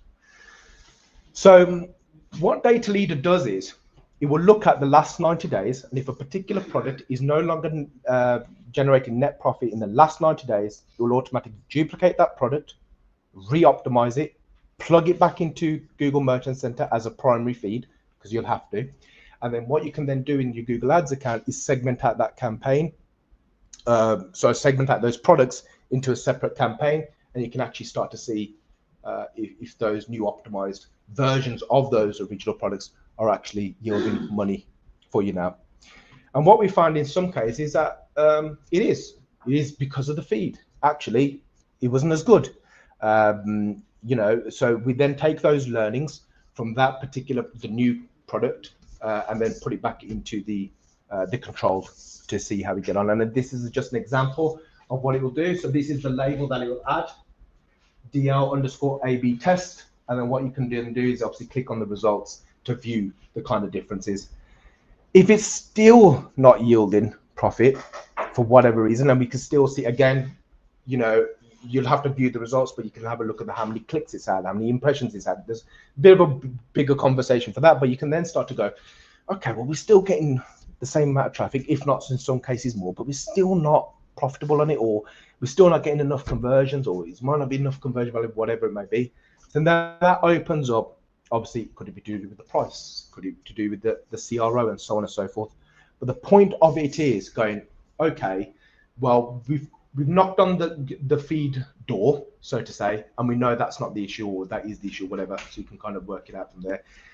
And then you can look at other avenues such as your A/B test and your CRO, which I know that Adam will speak about just after this as well. So again, some of the case studies that we have. So it was one of the challenges that we wanted to eliminate was essentially wastage in the account. So when we typically take over a Google Ads account, one of the first things that we want to do is go, this is great. You're probably making money, or you're not making as much money, whatever it may be. We need to stamp out the wastage in the account as fast as possible. And that's typically from products that are not yielding, like I've mentioned, any net profit. So what we did was just purely from a bit of feed optimization and the stop loss technology, the net profit increased by just shy of £10,000 and improved the POAS from 112 to 156. And the non-profitable spend out went down by 53%, and the SKUs reviewed were about 17. So this is a high value items. So obviously, and the margins were relatively tighter compared to other kind of competitors. So every penny mattered for this client, and just by doing adding some simple kind of techniques in, we was able to achieve positive results for the client. And this is one of the main reasons. I know that people talk about, you know, I know that Alison was talking earlier about, obviously, you know, SuperPayments, and Paul was talking about SEO and stuff like that. Little incremental changes like that can make a world of a difference just here. Because that extra, I'm going to round it up to 10,000 because it's just easier. That extra 10 grand there, if you spread it over 12, if you assume that's going to be the same every month, that's 100 grand a year. I don't know about you, but if you're willing to waste that, please donate it to me, because I'm buying a house and my wife wants a new kitchen. So I'm more than happy to take it. But by little incremental changes like that can make a world of a difference. And that's the difference between buying more stock, expanding out to XYZ, hiring someone, whatever it is, just from some little simple changes. And thank you. Thank you very much.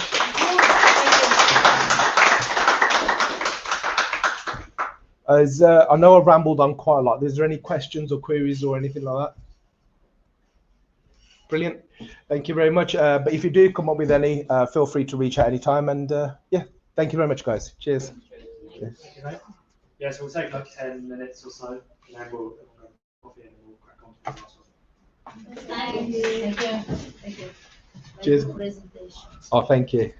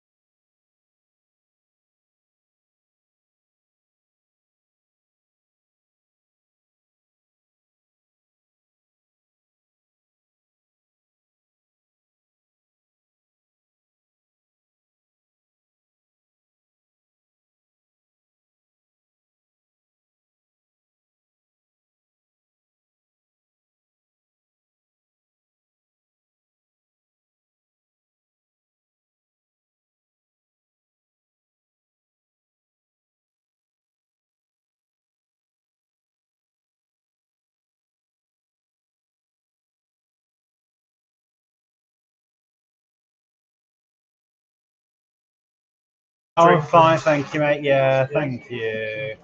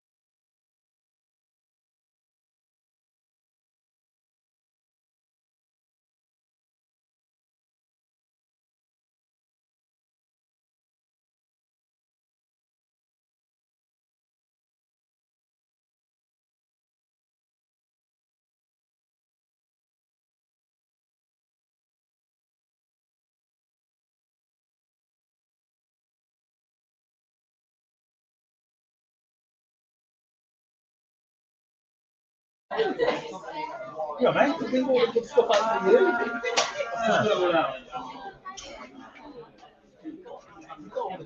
Mate, that's like that reminds me of like after swimming. Yeah. We used to get topics as well. Oh man, topics boost them. Drifter, mate. Starbar though, with the peanut butter and locker boost. I used to think that if I had a boost bar, I was fucking idiot. My parents must have thought I was like, I feel it. No, but I remember that, and I reckon it was the advertising because you and I must be similar ages. Yeah. So I reckon that was the advertising. To make you think it was a bit like a red bullet equivalent. So when your mum puts wine and spaghetti, it's like, oh, bloody hell. Yeah. Absolutely right. Yeah, that's what I think.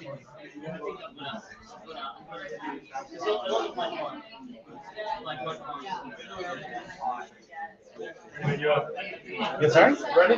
Yeah, ready to go, mate.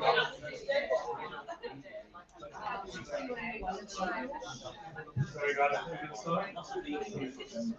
I'm gonna start now.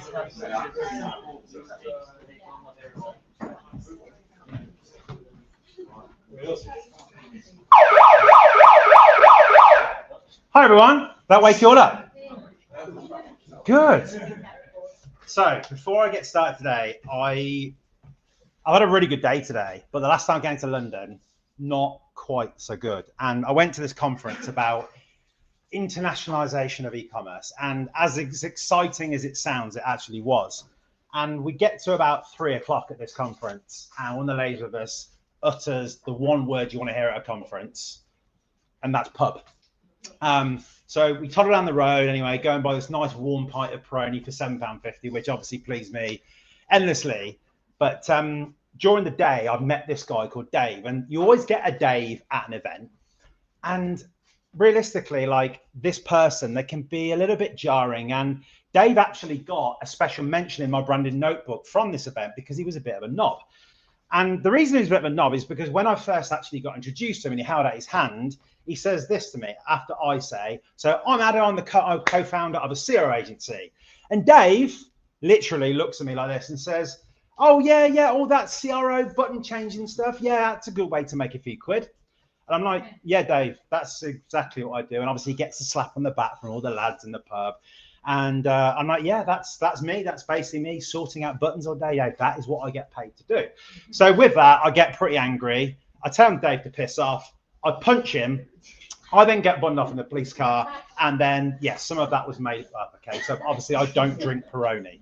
But the point is, guys, I wanted to sort of like tell you this silly story because ultimately, when it comes to thinking about CRO, which was what I want to tell you about, these are some of the main misconceptions about CRO. And what I want to do today is for you guys to say, look, practicality, what does CRO mean? How do we do it? What sort of shit should we be doing? And what sort of shit shouldn't be doing? Sound fair? Cool. So before I get into that bit, my name is Adam Pearce, as I said, and this is the how-to guide on what to do, when to do it, and also what to expect. Hi, webcam. Have we got any comments yet? Is that? Not yet. Bollocks. Okay, I'll carry on. Anyway, some of you might have thought, look, is that James Corden's better looking younger brother? It's not. My name is Adam, and what I do is I'm the co-founder of an agency called Ecommerce that I set up with my brother-in-law about 9 years ago. Now, what we do as an agency is that we work predominantly with Shopify brands, but we also do CRO for brands on custom platforms, Magento, whatever it might be, and predominantly working with brands in the UK and the US. Our thing, really, our stick, if you like, is that ultimately we want to get retailers, customers, buying now, buying again, or buying more. Those three simple things that probably all of you in the room want to be able to do. So that is what we do. And obviously, we've won awards and all that kind of shit that put on these slides. But look, if you need to see that, that's all there. And we'll quickly move on. So step one. The thing with CRO is, and I'm sure, look, some of the other agencies and some of you in teams can probably attest to this, is that in e-commerce, we have this very positive idea of, look, let's go and start doing stuff straight away and we'll do this and we'll do that and the other. And you kind of get to that point, you're like, why are we doing this? Has anyone had those kind of conversations 3 months, 6 months into a project? And look, in all honesty, it happens exactly the same with CRO, because the thing is, like, you probably, all of you, either in your own mind, if you're the founders, or if you are an e-commerce manager or a director, you've probably got these three things. Look, getting people to buy when they come onto the site, get them to buy more, or actually getting them to buy again. So before you can kind of get to that point of saying, well, what do we need to do? Which one of those three things is most important to us right now? And equally, are those three things going to be really important in the same way as they will be now in 3 months down the line? So you've got to kind of keep revisiting that and seeing, is that still the case? Now, the question for you is, where are you now? And a lot of you going, oh, I don't bloody know, like, I don't know, somewhere in between, maybe a little bit of this or the other. But I think, you know, if you look at this diagram on here, which we call the buy trifecta, because it sounds cool, but ultimately it simplifies the situation for CRO, doesn't it? If people aren't buying, well, it's probably because your conversion rate is lower by now. If customers aren't spending enough, i.e. your average order value is lower than you want it to be, or finally, if customers hardly ever return and your retention rate or purchase frequency is down, the buying again piece is probably not where it needs to be. And that white blob in the middle, that's basically what CRO is for us. We are trying to make sure where there is overlap that we are focusing on that white bit and making sure that you guys and brands have got what they need. But the thing is, what you are going to do is find out exactly right now where you are. And you're going to do that by going to this URL, benchmarks.blendcommerce.com. Now, while you do that, grab your phone out, grab your laptop out, whichever one you want to do. This is an AI-based tool that we have built that will give you an assessment on your store. Now, it will work for the vast majority of you. Some of you might have restrictions in terms of your sites and what data or what it will allow to us to crawl. But what this tool does is it will give you the opportunity to get some benchmarks, first of all, on buy now, buy more, buy again, as well as giving you some recommendations of some of the things that you could look into from a CRO perspective. Now, it takes probably just kind of like a couple of minutes to fill it in. If you're watching on the webcam as well, guys, benchmarks.blendcommerce.com. Fill that in. I'm just going to have a little wander around and maybe play some hold music on my phone for a minute or two, and then we'll come back to that. Just once you've filled that in, just leave that on your phone and it will do the work in the background. It takes about a minute and a half for it to actually produce for you. So I'll just give you a second just to fill that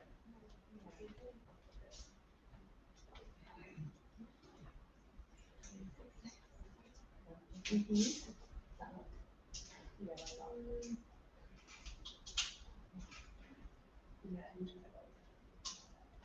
And none of your data is stored in this, just to clarify that.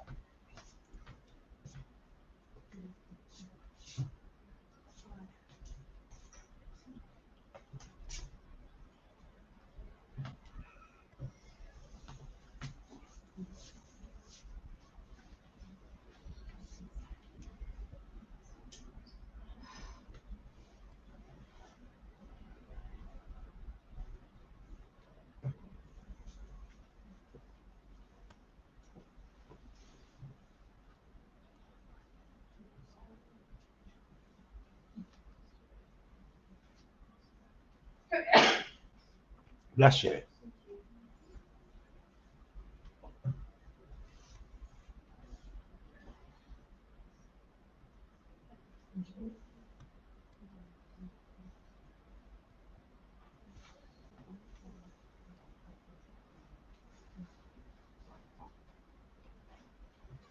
If you don't know the specific figures at the moment, just put in what roughly you remember it being last time you checked. It's going to give you some pointers about kind of where you are in comparison to your industry peers as well.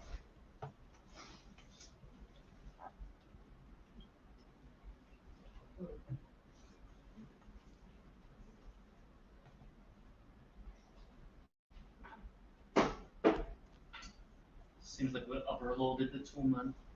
It crashed? Yeah. Just maybe like a lot of people. Okay. Well, if we're not successful with it, then we'll just take a picture of the slide. Yeah, we'll send it around afterwards as well. Okay, cool. Thanks, Paul. So we'll come back to that a little bit later on. Now, that's the first part. We need to kind of work out where we are, and you can do that on different varying levels of information and data that you've got. But the question then is, well, if you've worked out, is it buy now, buy more, buy again? What do you actually need to do on site? Now, the thing is, I talk to a lot of e-commerce managers, and I hear this term about a gut feeling. Has anyone ever heard of this before? Yeah? There's a few people laughing, so okay, you get it. But ultimately, again, look, this is the thing, isn't it, with business? And it's a hard one to kind of balance. There has to be that element of gut feel in business. That, as an entrepreneur or a working entrepreneurial company, it's got to be there. But there's also got to be a bit of a balance of, okay, well, what are our customers actually doing rather than what we think they're doing? And that's always a trade-off in companies. But the one thing that I hear a lot is like, look, our product bundles on the site, they're shit. People aren't buying them, okay? And that's where the AOV is crap. Okay. But to work that out, we can do a few things to validate that. Now, the first one is that we can use heat maps. Now, I'm sure some of you in the room have used Microsoft Clarity or have used Hotjar. And what you would want to do here is, using these tools, get about 2 weeks worth of data. And what you will then do to answer that gut feel question would be some of the questions that are here. So, for example, what percentage of visitors are actually even interacting with that product bundle functionality that you guys have got on site? Secondly, what proportion of visitors, when they've interacted with that, piss off and go somewhere else? Or thirdly, what actually happens when people do interact it and then go through beyond the site and buy? So all of these different journeys off the back of it, you will then start to be able to see some patterns evolving to then give you a gut feeling of, okay, well, look, are our bundles crap? Or is actually the way that we're presenting the information, or actually the context of the text that we're giving to them on that screen, that might be having some kind of issue? The second thing is well, GA4. So look, what is the specific conversion rate with bundles? conversion rate by traffic source of bundles. We see this all the time. Your meta traffic versus your organic traffic versus your, in some cases now, ChatGPT traffic, they are going to have very different journeys depending on which of those different sources they come from. And equally as well, then things like abandoned cart rate, let's not now look at it as an overall piece. Let's look at it as a specific source for that particular traffic, as well as for that particular product. So we just would then say, drill down, drill down, drill down to try and answer that question. And then last but not least, there's a really cool app called Kui. What Kui does is actually does some of the analysis for you in terms of your full funnel from actually your ads all the way through to the landing page, and will give you some recommendations on what you can do to improve the profitability. Well, I'd say most of the time, the return on ad spend. I would love to say, like G mentioned, out to profitability, but the performance, I guess, in the sense of those ads. Now, what you might be saying in your mind is, and I'm sure Paul is thinking this, and I've used a cheeky picture of Paul here, where his hair was a little bit longer, just a little bit. Paul might be saying, yeah, but what about a real example? And I'm sure some of you are saying that. Well, what I'm going to do is give you this one now. We worked last year with a gardening brand in the UK, and what we saw with them is that they had a situation in their data where we could see that, number one, in Shopify Analytics, PayPal was the method of choice. The second thing that we also saw is that the LTV of PayPal customers was a lot higher than the second best choice in terms of payment method. So what we're saying there is we've used a little bit of that data.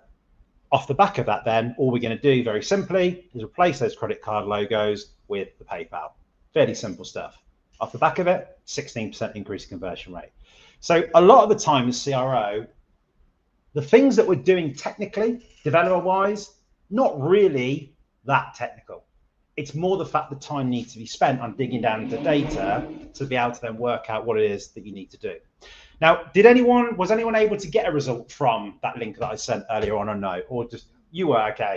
And what was your result? Where were you in terms of the buy? It said it was fantastic. There's no room for improvement. Beautiful. It said that.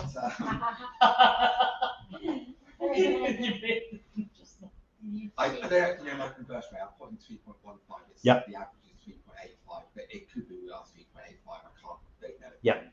Our average order value was low. I mean, it's obviously, it was comparing it with premium quality accessories or something that were 85. It said 97 is the average. And I thought our returning customers is 16%. And then in the past it's been 12%, but it's been a fast growing website. And, 16% is probably generous at the moment. It's suggesting that should be 23%. So it's showing that all of those areas there is potential to improve. And I'm just reading the summary rather than listening to you because it's quite a long executive summary. Good stuff. I mean, look, there's a lot of information on there, and I think, look, would you say that was kind of what is described there, kind of pretty much what you'd expect, or any sort of surprises on based on what you've read? I mean, it's always difficult to compare us because we're doing sort of premium products, brands, we like to do the accessories from Barber, we do the products, kitchenware, and find our own brands. Yeah. We offer personalization as well. So it's hard to find direct comparison. You get other people that are sort of focused on maybe cheaper personalized gifts, like giftspersonalized.com. People like maybe more markets of level goods, but like Aston or London. So there's not directly comparative. But I think those figures are probably fair. We're well aware that we're probably not doing a good job on getting customers coming back to us. That's why I keep. That's why I'm here today. Paul asked me to catch up, but it's we can't keep pouring money at Google. It's just going to get more and more expensive. You're going to get diminishing returns. So if we're making total money now, we lose money if we keep pouring money at paying Google. So we've got to be smart. We've got to be smart from SEO. We've got to be smart with CRM. We've got to be smart with retaining the clients. And I'm sure that applies to everyone. In a tough economy, which we're going to have at best for the next few years, you can't just spend your way out. You've got to be doing everything's got to be much more optimized, just looking after that customer. No, I completely agree. And I think, what's definitely, I think, changed over the past 12 months to 2 years is that, you know, look, and some of you may have experienced this, is that there is sometimes a misconception that, look, you can do PPC for 12 months and then you leave that, and then you do SEO for 12 months and you leave that, and so on and so forth. And I think it's a little bit of everything. And obviously, look, I would say that, wouldn't I? Because I am one of those agencies, but ultimately at the same time, you know, I think even Chris this morning, one of your business partners at G Lux, he did a post about, you know, the fact that, look, ultimately they are focusing on PPC, but as much money as you throw at that, if the site's not converting, it doesn't really make much odds to your bottom line or your net profitability that G talked to us a lot about. So just some kind of food for thought on that one. Now, the other point then is, once we have looked a little bit at this, what or how are we going to decide what to do? Now, does this represent anyone else's theory on their website? Throw some shit at the wall and see if it sticks.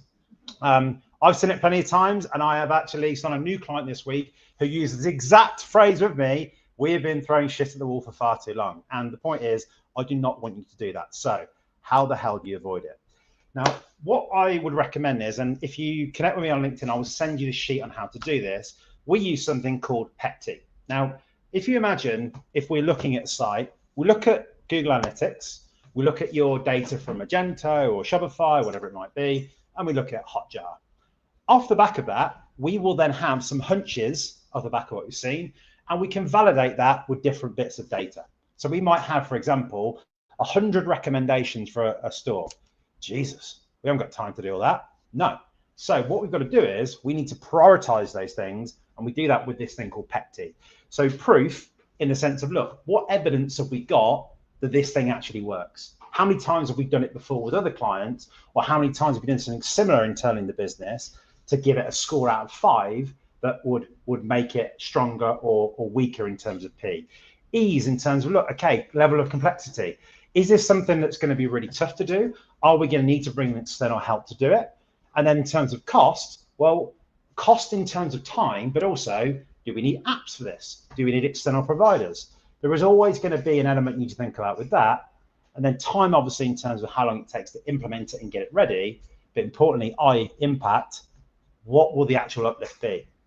Are we expecting a 10% uplift in AOV, or are we expecting a 2% uplift in conversion rate? If we're focused on profitability, which one of those levers is more important to us? So this is all information, you know, that you'll be talking about, but what this method does is it will give you something like this, and it's a bit difficult to see, but what happens is that on the left-hand side, each of the items that you guys have got in your discussions internally, or you might have, you know, the typical snag list, shit list, whatever you're going to call it for the website, you can go through those, rank it, and then you'd have a score out of 100. Goes from 100 all the way down. You can then know which is the highest priority to then implement from an A/B testing or an implementation point of view. So if you're going to look at this, what I would say is that if you are going to do it, I highly recommend a monthly meeting internally with brands, e-commerce manager, e-commerce director, CMO, and I would also say if you have paid media or SEO teams, worth bringing them into the conversation. Everyone then, number one, from a political point of view, because let's face it, it can be pretty political in brands, they all then get an equal say in terms of their rankings, and you can kind of then hash it out together. And once it's then done, you can then keep analyzing the data based on the tests that you've done. So if you're using an A/B testing tool like IntelliGems, you can put all the A/B tests onto there, you come back as a group, this worked, this didn't, right, let's reprioritize our tasks for the next month, 2 months, 3 months, wherever it might be. And you've got some of the people there that I've recommended as well, if you are, I guess, more of a leaner organization too. So I would always get this thing of, yeah, but that's all nice, Adam, but it's not some stuff we can just do now. Yeah, there is. But what I would say is with all of these things, the efficacy of these is always going to be better if you know there's a real reason to do them. But I want to share with you some things that a lot of you, I think, can do. Now, this first one I've got is Petronics. They are a car parts firm in the US. With them, we asked a simple question. Would a more prominent search increase their conversions? To do that, we wanted to expose a search on mobile. So all we did is this. Left-hand side, original site. Right-hand side, new site. Expose search at the top. What happened? This. So this is something I think we have run this now 16 or 17 times in the past 12 months for different clients. Every single time there has been a positive uplift. Two benefits of this. One is that you get people searching, discovering products more easily on mobile, because if you have something like this here with a little magnifying glass, who the hell is going to be able to click into that? Have you seen the size of my thumbs? Secondly, though, the more people you get using the search, the more you learn as an organization. And I'll come back to that bit in a little bit, but that's one of them. Jackson's chips. Now, GA4, what we're seeing there is actually the search was showing the name of the product and ingredients. So what it says to us is, we are not displaying this ingredient information properly or in a way that customers are getting when they see it on site. So let's actually test doing detailed accordions rather than a massive text that they had. So that's what this one looks like. On the left-hand side, you can see here, general description of what's there. Hard to find that bit of information you're looking for, resulting in customers going to search, trying to find the product there. We don't ideally want them to have to do that. So put them in accordions, make it easier, ingredients easily listed, 15% increase in conversion, 6% up on add to cart. So again, relatively small change, but big impact. Sports nutrition brand. Who likes GDPR and cookies? Okay. So look, the thing is, we've all been there, haven't we? What app should we use? Where should we put it? Da, da, da, da, da, da. We had this brand that we worked with in the UK and Ireland, and it was causing them serious bounce issues. So what we had originally is the kind of stock standard from the app that we were using, big fat pop up in the middle of the screen, which pisses everyone off, and I keep seeing it all the time. So what do? Very simply, try at the top, try at the bottom. This really is rocket science, isn't it? No, it's not, but you get the point. The thing with this one is, off the back of that, we saw top one, 22% decrease in the bounce rate, 30-odd% increase in conversion rate. So I'm sure, looking at all these things, these are all things that you guys could try out and do. But again, I'd always recommend looking at the data. Now, Paul said to me, can we pick on someone in the audience? So who's it going to be? Anyone nervous? Is she here? Huh? Is Madda here? Madda? From Rewind? No? Probably not. Okay. I never met her in person. Ah, okay. So she's not here, but that's fine. But they're allowed to speak about their website. Perfect. So yeah, Paul has spoken to one of his clients, and this is one of their client sites. Now, what I wanted to do here is kind of walk through, again here, nothing data backed here, but looking at the site based on best practice, things that I know and things that we've seen before, then here are some of the items we would do. Number one, we see it again, expose, search, and mobile. That one I will skip on from because we've already covered that one off. The other one that is, again, a very common test, and I'm sure some of you might recognize this, on your product page on mobile, you might have these kind of like dots, these kind of breadcrumbs. We found a lot of the time is that when you actually include these as images here, your customers are actually shopping with images at that point. The next level up from this is, I would say, include in here video content. If you're using Shopify, you can use an app called VideoWise. What VideoWise does is allows you to have the videos in here, but equally, when you click on it, there will actually be a call to action button on the video. It makes all of your videos shoppable. The other thing that VideoWise does, and I really like this feature, is in the background, it will scan all the social platforms where you guys have been tagged. Any video of you tagged, it will say, hey, we found you on YouTube, tagged by Paul, tagged by Adam.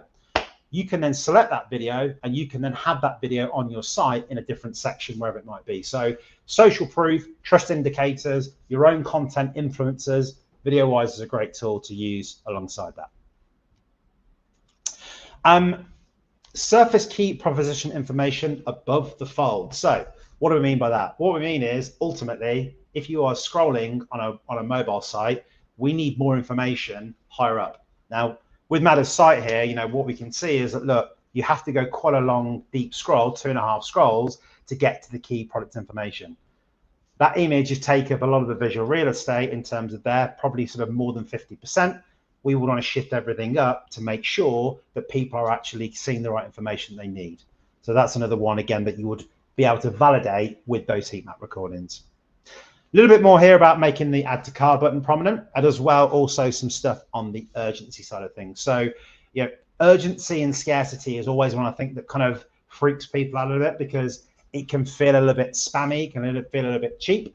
But what I would say, you know, with urgency is it is more about, you know, sort of that honest urgency of, look, order now to get shipping tomorrow.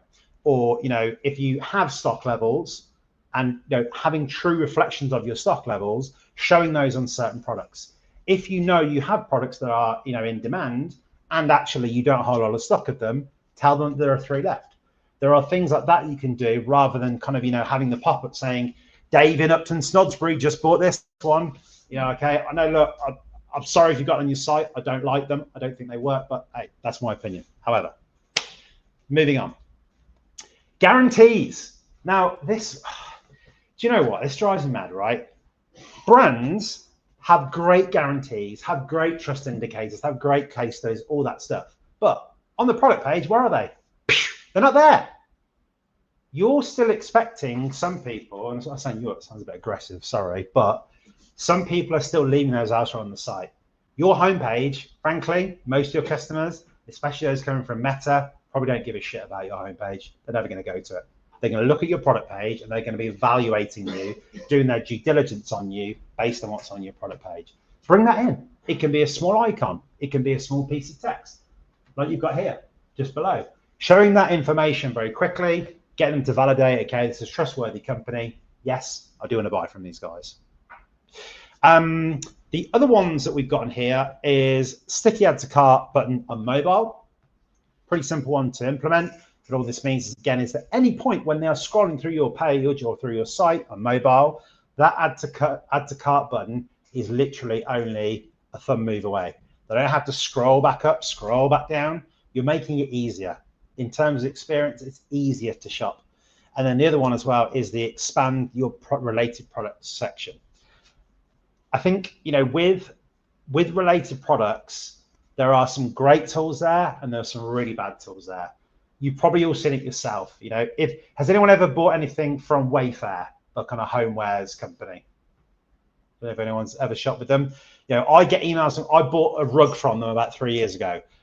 I get like emails and I get ads about like garden tools. Where did you get that from? I just don't understand it. And it's the same with the site. So building out those recommended products, you know, there are some great tools out there like Rebuy, which help you kind of do more curated upsells, cross sells, but give more options in case they don't go and buy that core thing that you're trying to sell them on that product page. So what I want to leave you with, a few things. If you are going to be thinking about your current list of things to do for the site, have a PETI meeting. I dare you to do it. Give it a go. Sit down with your group of people with that spreadsheet and get everyone to score each of those things. You will get off the back of that. Then still your list has got stuff to be done. Some things though will go right at the bottom. Some things will go at the top.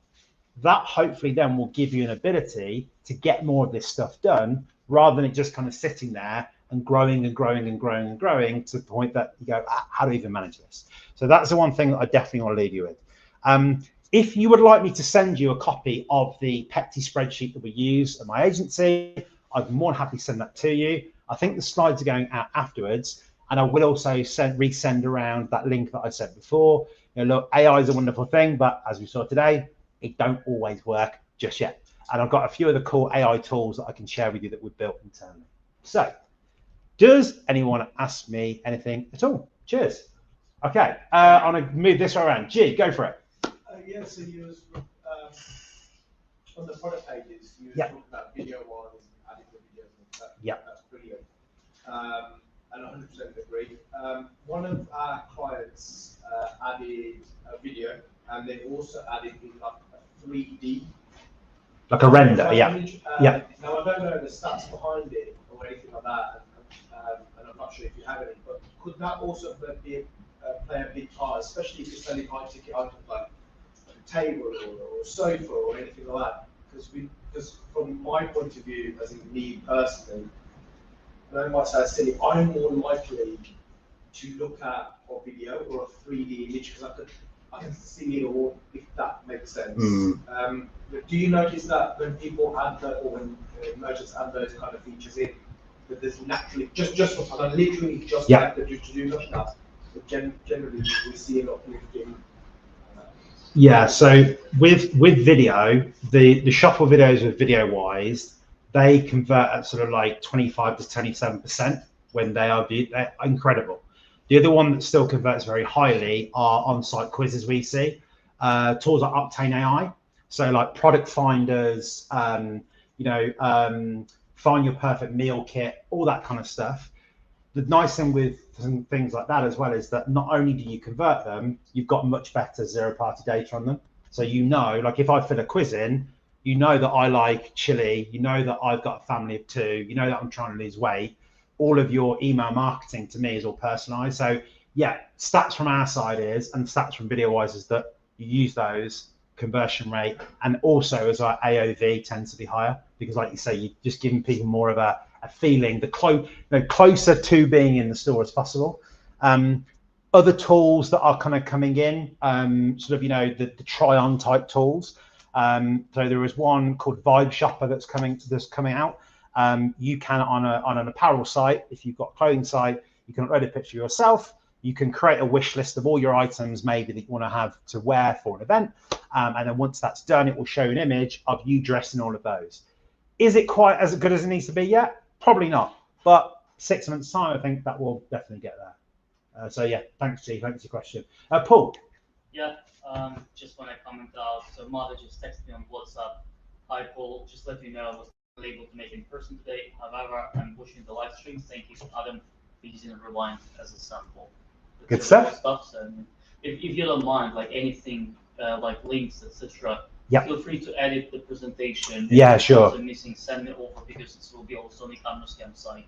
So link and follow, like anything you want to put, or just put into the email campaign to all of the attendees, so for everyone who is online. Anything you want to put in this email, like we have a spot. Perfect. Thank you very much. Cool. Yeah, Izzy.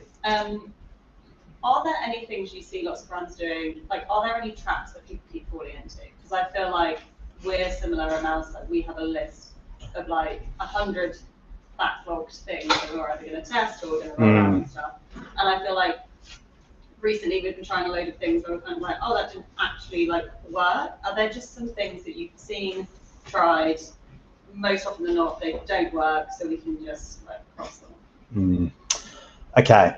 I think higher level, the biggest issue I see when it comes to CRO is that particularly when you've got, and I'm sorry if you're in brand, but when you have the branding team involved, that's where it gets difficult because you want things to look a certain way. And we always have this argument, with kind of design focused people is, well, look at Amazon. It's ugly as sin, but it converts like hell. And it's getting that right balance with your brand equity versus what you want the site to do. I think from the point of view of, things that definitely don't work, that is a harder one to be able to say because ultimately different types of companies do better with different groups of customers, which sounds like a bit of a cop-out. But what I would say is the main thing for me on the product page, treat your product page as God. Secondly, to your product page is your navigation. So the other thing, and it's coming to me now as well when you said this, is search. People do not spend enough money on search. Search for me is probably the most overlooked thing and where people do cock it up a lot. So I'm going to say search, making sure your navigation is done well. Have a mega menu, but don't have 25 different selections below it because it confuses. You see it on the heat maps. People are, whoa, Jesus Christ, where am I going? So that element of it, and I say product page is God. The rest of it, okay, fine, whatever. Yeah. Can I quickly, right? So there's 2 platforms. If you already have A/B test ideas, there's one platform called goodui.org that you can subscribe, and there's a bunch of the agencies posting ideas there. That's the one that works. And then when we will be having this e-commerce camp in Manchester on September 26th, I've invited the founder of eVidoo. It's another platform, eVidoo, evidoo.io. It's a platform which allows you to see the different A/B tests and you can see if it was green or not. And the founder will be on our next event in Manchester. Cool. Look forward to that one. That'd be good. Sorry, question next to you. Yeah. Yeah. You're showing the website where you you said that it's good to add some video content on the product page, Yeah. right? And did you test what should be the order in terms of content? So, for example, the main product picture or photo should be then it should be the video. Second in a row should be the video, or it should be at the end. Or how should we, or how many videos we should add, for example? Did you test that? 2 videos, 1 video, or maybe 3?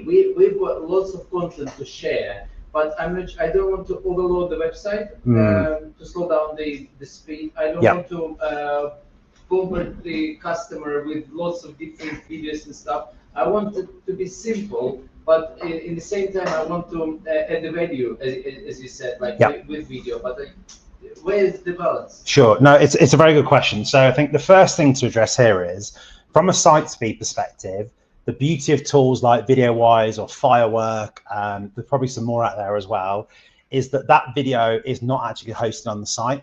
So there is no impact in terms of your site speed. So that's a good start.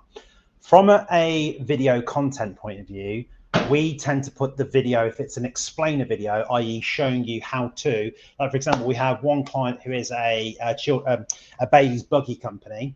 As you probably expect with that, how do you actually unfold the damn thing? That's the kind of the biggest question in mind. Second video in, this is how you unfold it. Ah, right, okay, I'm fine, no problem. Which is the kind of shit that I needed as a new dad, 6 years ago. Oh, what do I do?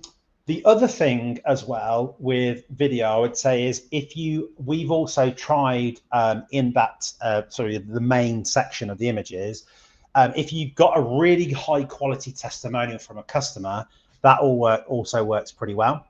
But on the images front, I would also like to show you, and I hope they're still doing this, some friends of ours, Absolute Collagen. And if anybody's a beauty brand or a wellness brand, I'm doing an event with these guys in Birmingham on the 17th of September. Please let me know and I can get you a ticket for that. Yes, so they have started doing this on their images, and it's becoming more common now. And I've seen it on a couple of tests that we've run, is whereby you are using these kind of annotated images. They are now doing very well. Like I said here, so I've been using this now for the a good 3 testimonial weeks. video here. The It's also telling people how to use the product. They're using, obviously, Emma Willis as their influencer, so that kind of adds to it as well. But so the key sort of, if you like, USP of the product, rather than losing it in the text, just whack it on a picture. Exactly. So again, look 10 years younger with this cream. Exactly. So if you think about this lineup of images here, now what I would have done personally is I would have put that video last, as in the last in the carousel, and then had on one play of this video, so I would personally have by now. So you can even, in a way, kind of don't worry about the PDP text. You can see I've used quite a bit. Kind of let the images and the videography do it for you. So that was, I think that was a pretty good example, but that would how I would maybe change that around. Protecting the skin barrier. It's a beautiful product, and I'm loving using it. Younger people, do people even read the text nowadays? I think look, we're different masses of different people. We want people to read it, but equally we want it to be discovered by Google, and now want it to be discovered by LLMs. So in terms of making sure that the video content is found, this is also being prioritized by AI now. So video content is also a great way to try and rank. Sorry, I think I had another question. Sorry. Speaking about the good practices, we're moving forward so fast, and something that was really good, and everybody was suggested on YouTube educational videos or anywhere, or to implement certain practices on the website 2 years ago. Today it could be no. Can you do you have a few examples that used to work in the past really well, but in 2025 it's a strict no? So for example, I see less and less websites offering email subscription and an exchange of like 5 to 10% off or something like that. It's less and less common, and I think it's going away. However, talking of my example of my website, I know that it works really well for us, and we still keep it. This irritating pop-up, get 10% off or get £10 off in exchange of your email. we keep it. I personally, I don't like it, but it works. I would say, look, in terms of email sign-up specifically, my recommendation would be here is that if you are finding that you are not getting good levels of sign-up with that, but equally as well, what is the value of that customer that you then get from that sign-up? You might want to look at a different approach to collect email addresses. Now, this is an ex-client of ours, Hunter and Gather. You may have seen they sell condiments, oils, powders, vitamins, supplements, that kind of thing. Now, the issue they had is that they needed signups on the site, but secondly, when someone comes to this site, if I come to it, I am someone who's gone into ultra-processed free foods, blah, blah. I know a little bit more I'm talking about. But if, you know, a guy walks into the street, he's like, oh, what the hell is this Hunter and Gather thing? Or you might have, like, you know, a therapist coming on. The customers, they get stumbling into their online shop, they're all over the place. How the hell do they know what that person needs? So what this was done with something called Octane AI. And what Octane AI does is gives you an opportunity to do a quiz on site, as you probably expect. All this information can then be selected as we go through. And what is happening, and the beauty of this for me is, not only are you at the end, as you'd expect, going to get some recommendations of products to buy, if you are also using Klaviyo, all of this data will sync with Klaviyo. So now the record for me as Adam Pierce, and because I've done this before, it hasn't asked me for my email address, but my email address goes in, your welcome flow to me could be, hey, check out our new barbecue flavored products because I've selected barbecue. That's all dynamic. You don't have to do it yourself, but you just need to set up to start up. So I think that is something that I would say, you know, the 10% off the sign up is less compelling. This is a good opportunity to kind of do something a little bit different there. So what's that recommendation? It's called Octane AI is the name of the tool. There are other quiz solutions out there. It's just that for me personally, we've used this one countless times.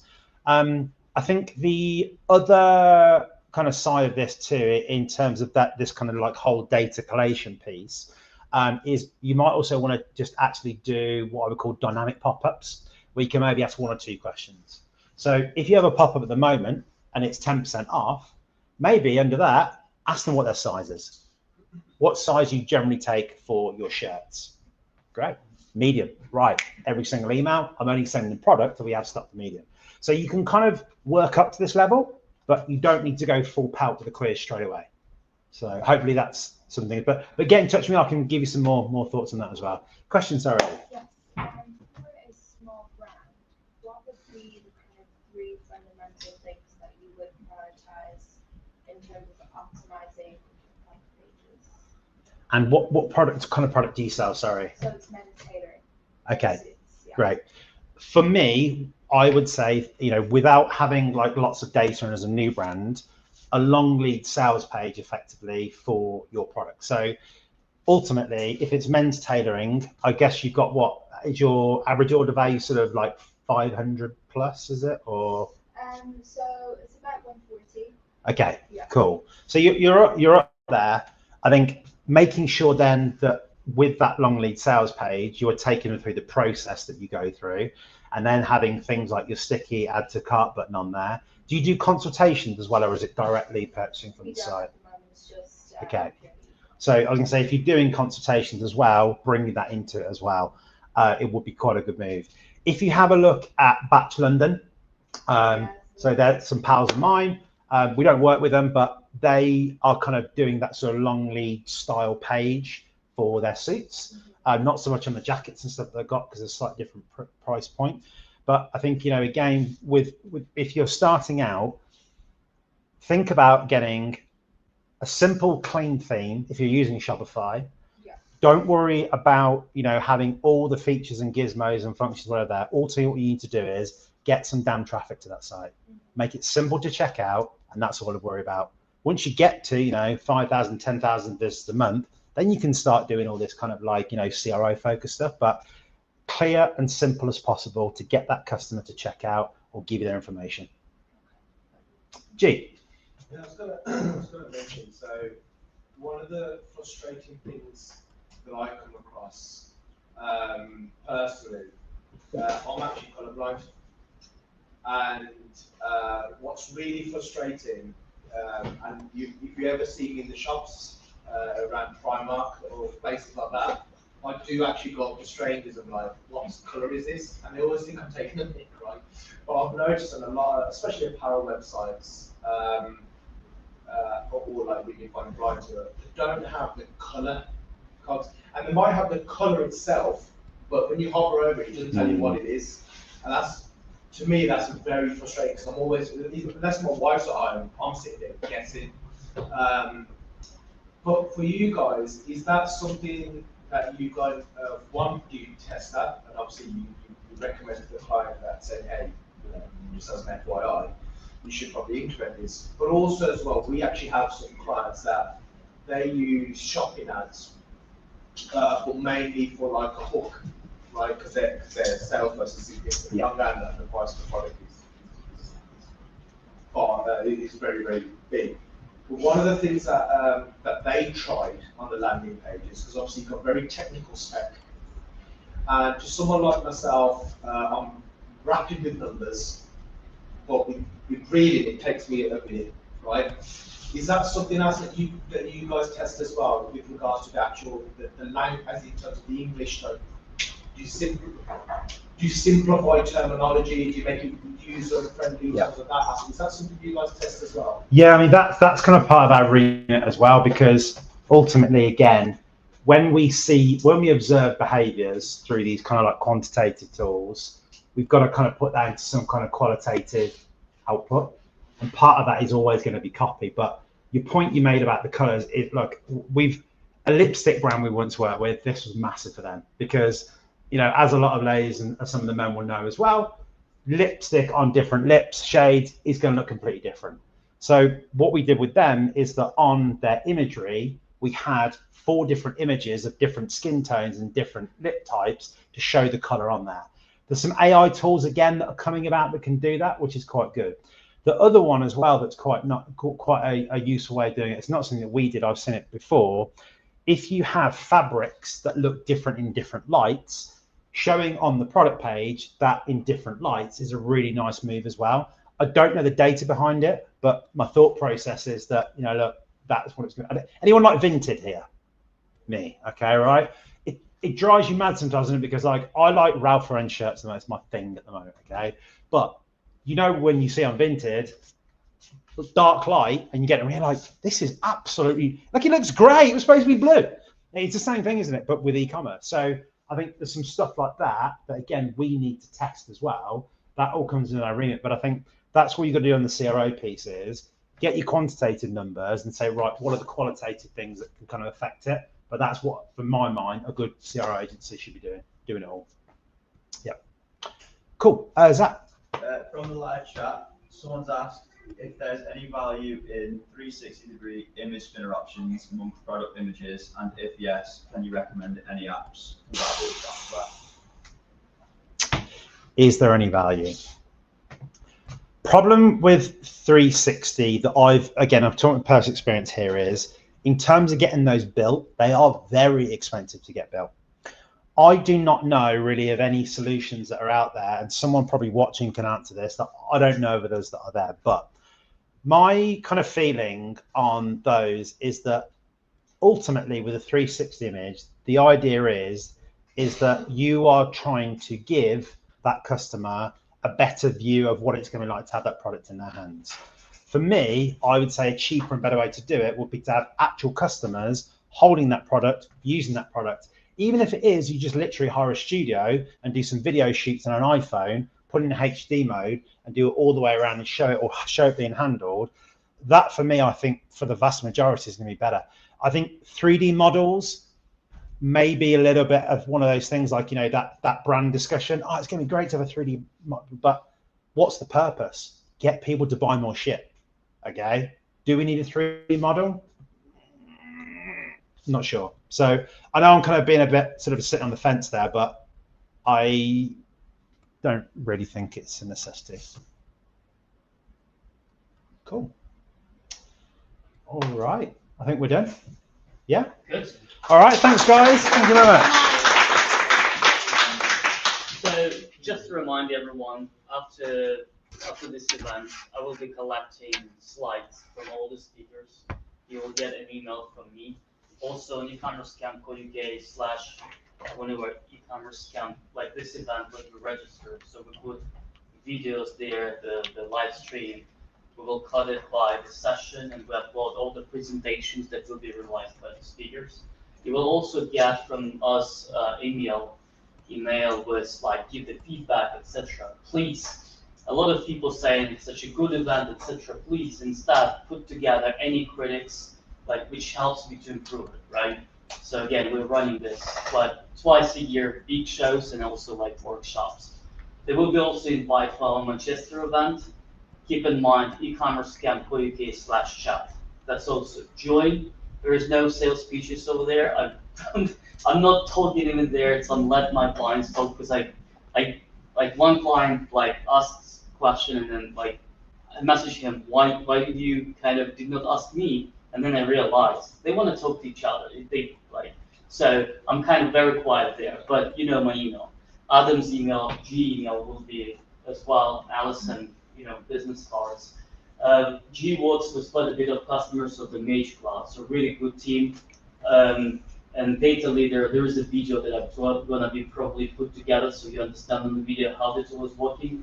I assume if someone interested to analyze Google Ads account, we can run this audit and just tell them how much they wasted, like money wasted, etc. Same zero audit. Adam will be happy to send this tool, so all good. I think we had a good day. By the way, Ben from Frija, it's one of the e-commerce camp, we a member, used to be on Dragon Den, so if you will be networking with him, please speak with him. We have a live chat with him, really nice one. Richard, also speaker on the e-commerce camp. Business, how many, like 5 businesses that you run? Well, that's one, it's several websites. Yeah, several websites, but like what's like 10 million now? Yeah. 10 million, you know, revenue, so there's quite a bit of people who kind of come into the events. If possible, if I will have, we want to have, I don't know, Zach, if possible, to get the view of you to give the feedback about this event with the mic, if someone comfortable on the camera. First, quick one, we just put the mic on you, do the iPhone, and you just say, have a like nice feedback, just for the newsletter and for the blog post. If someone can do it, please, Dan, you do it. And then if someone from Ladies can do this, I would highly appreciate it. Thanks for trusting into us and for coming. And good to see my clients who's among, you know, not even clients, good to see my friends as well. So I appreciate your support so much. Thank you so much.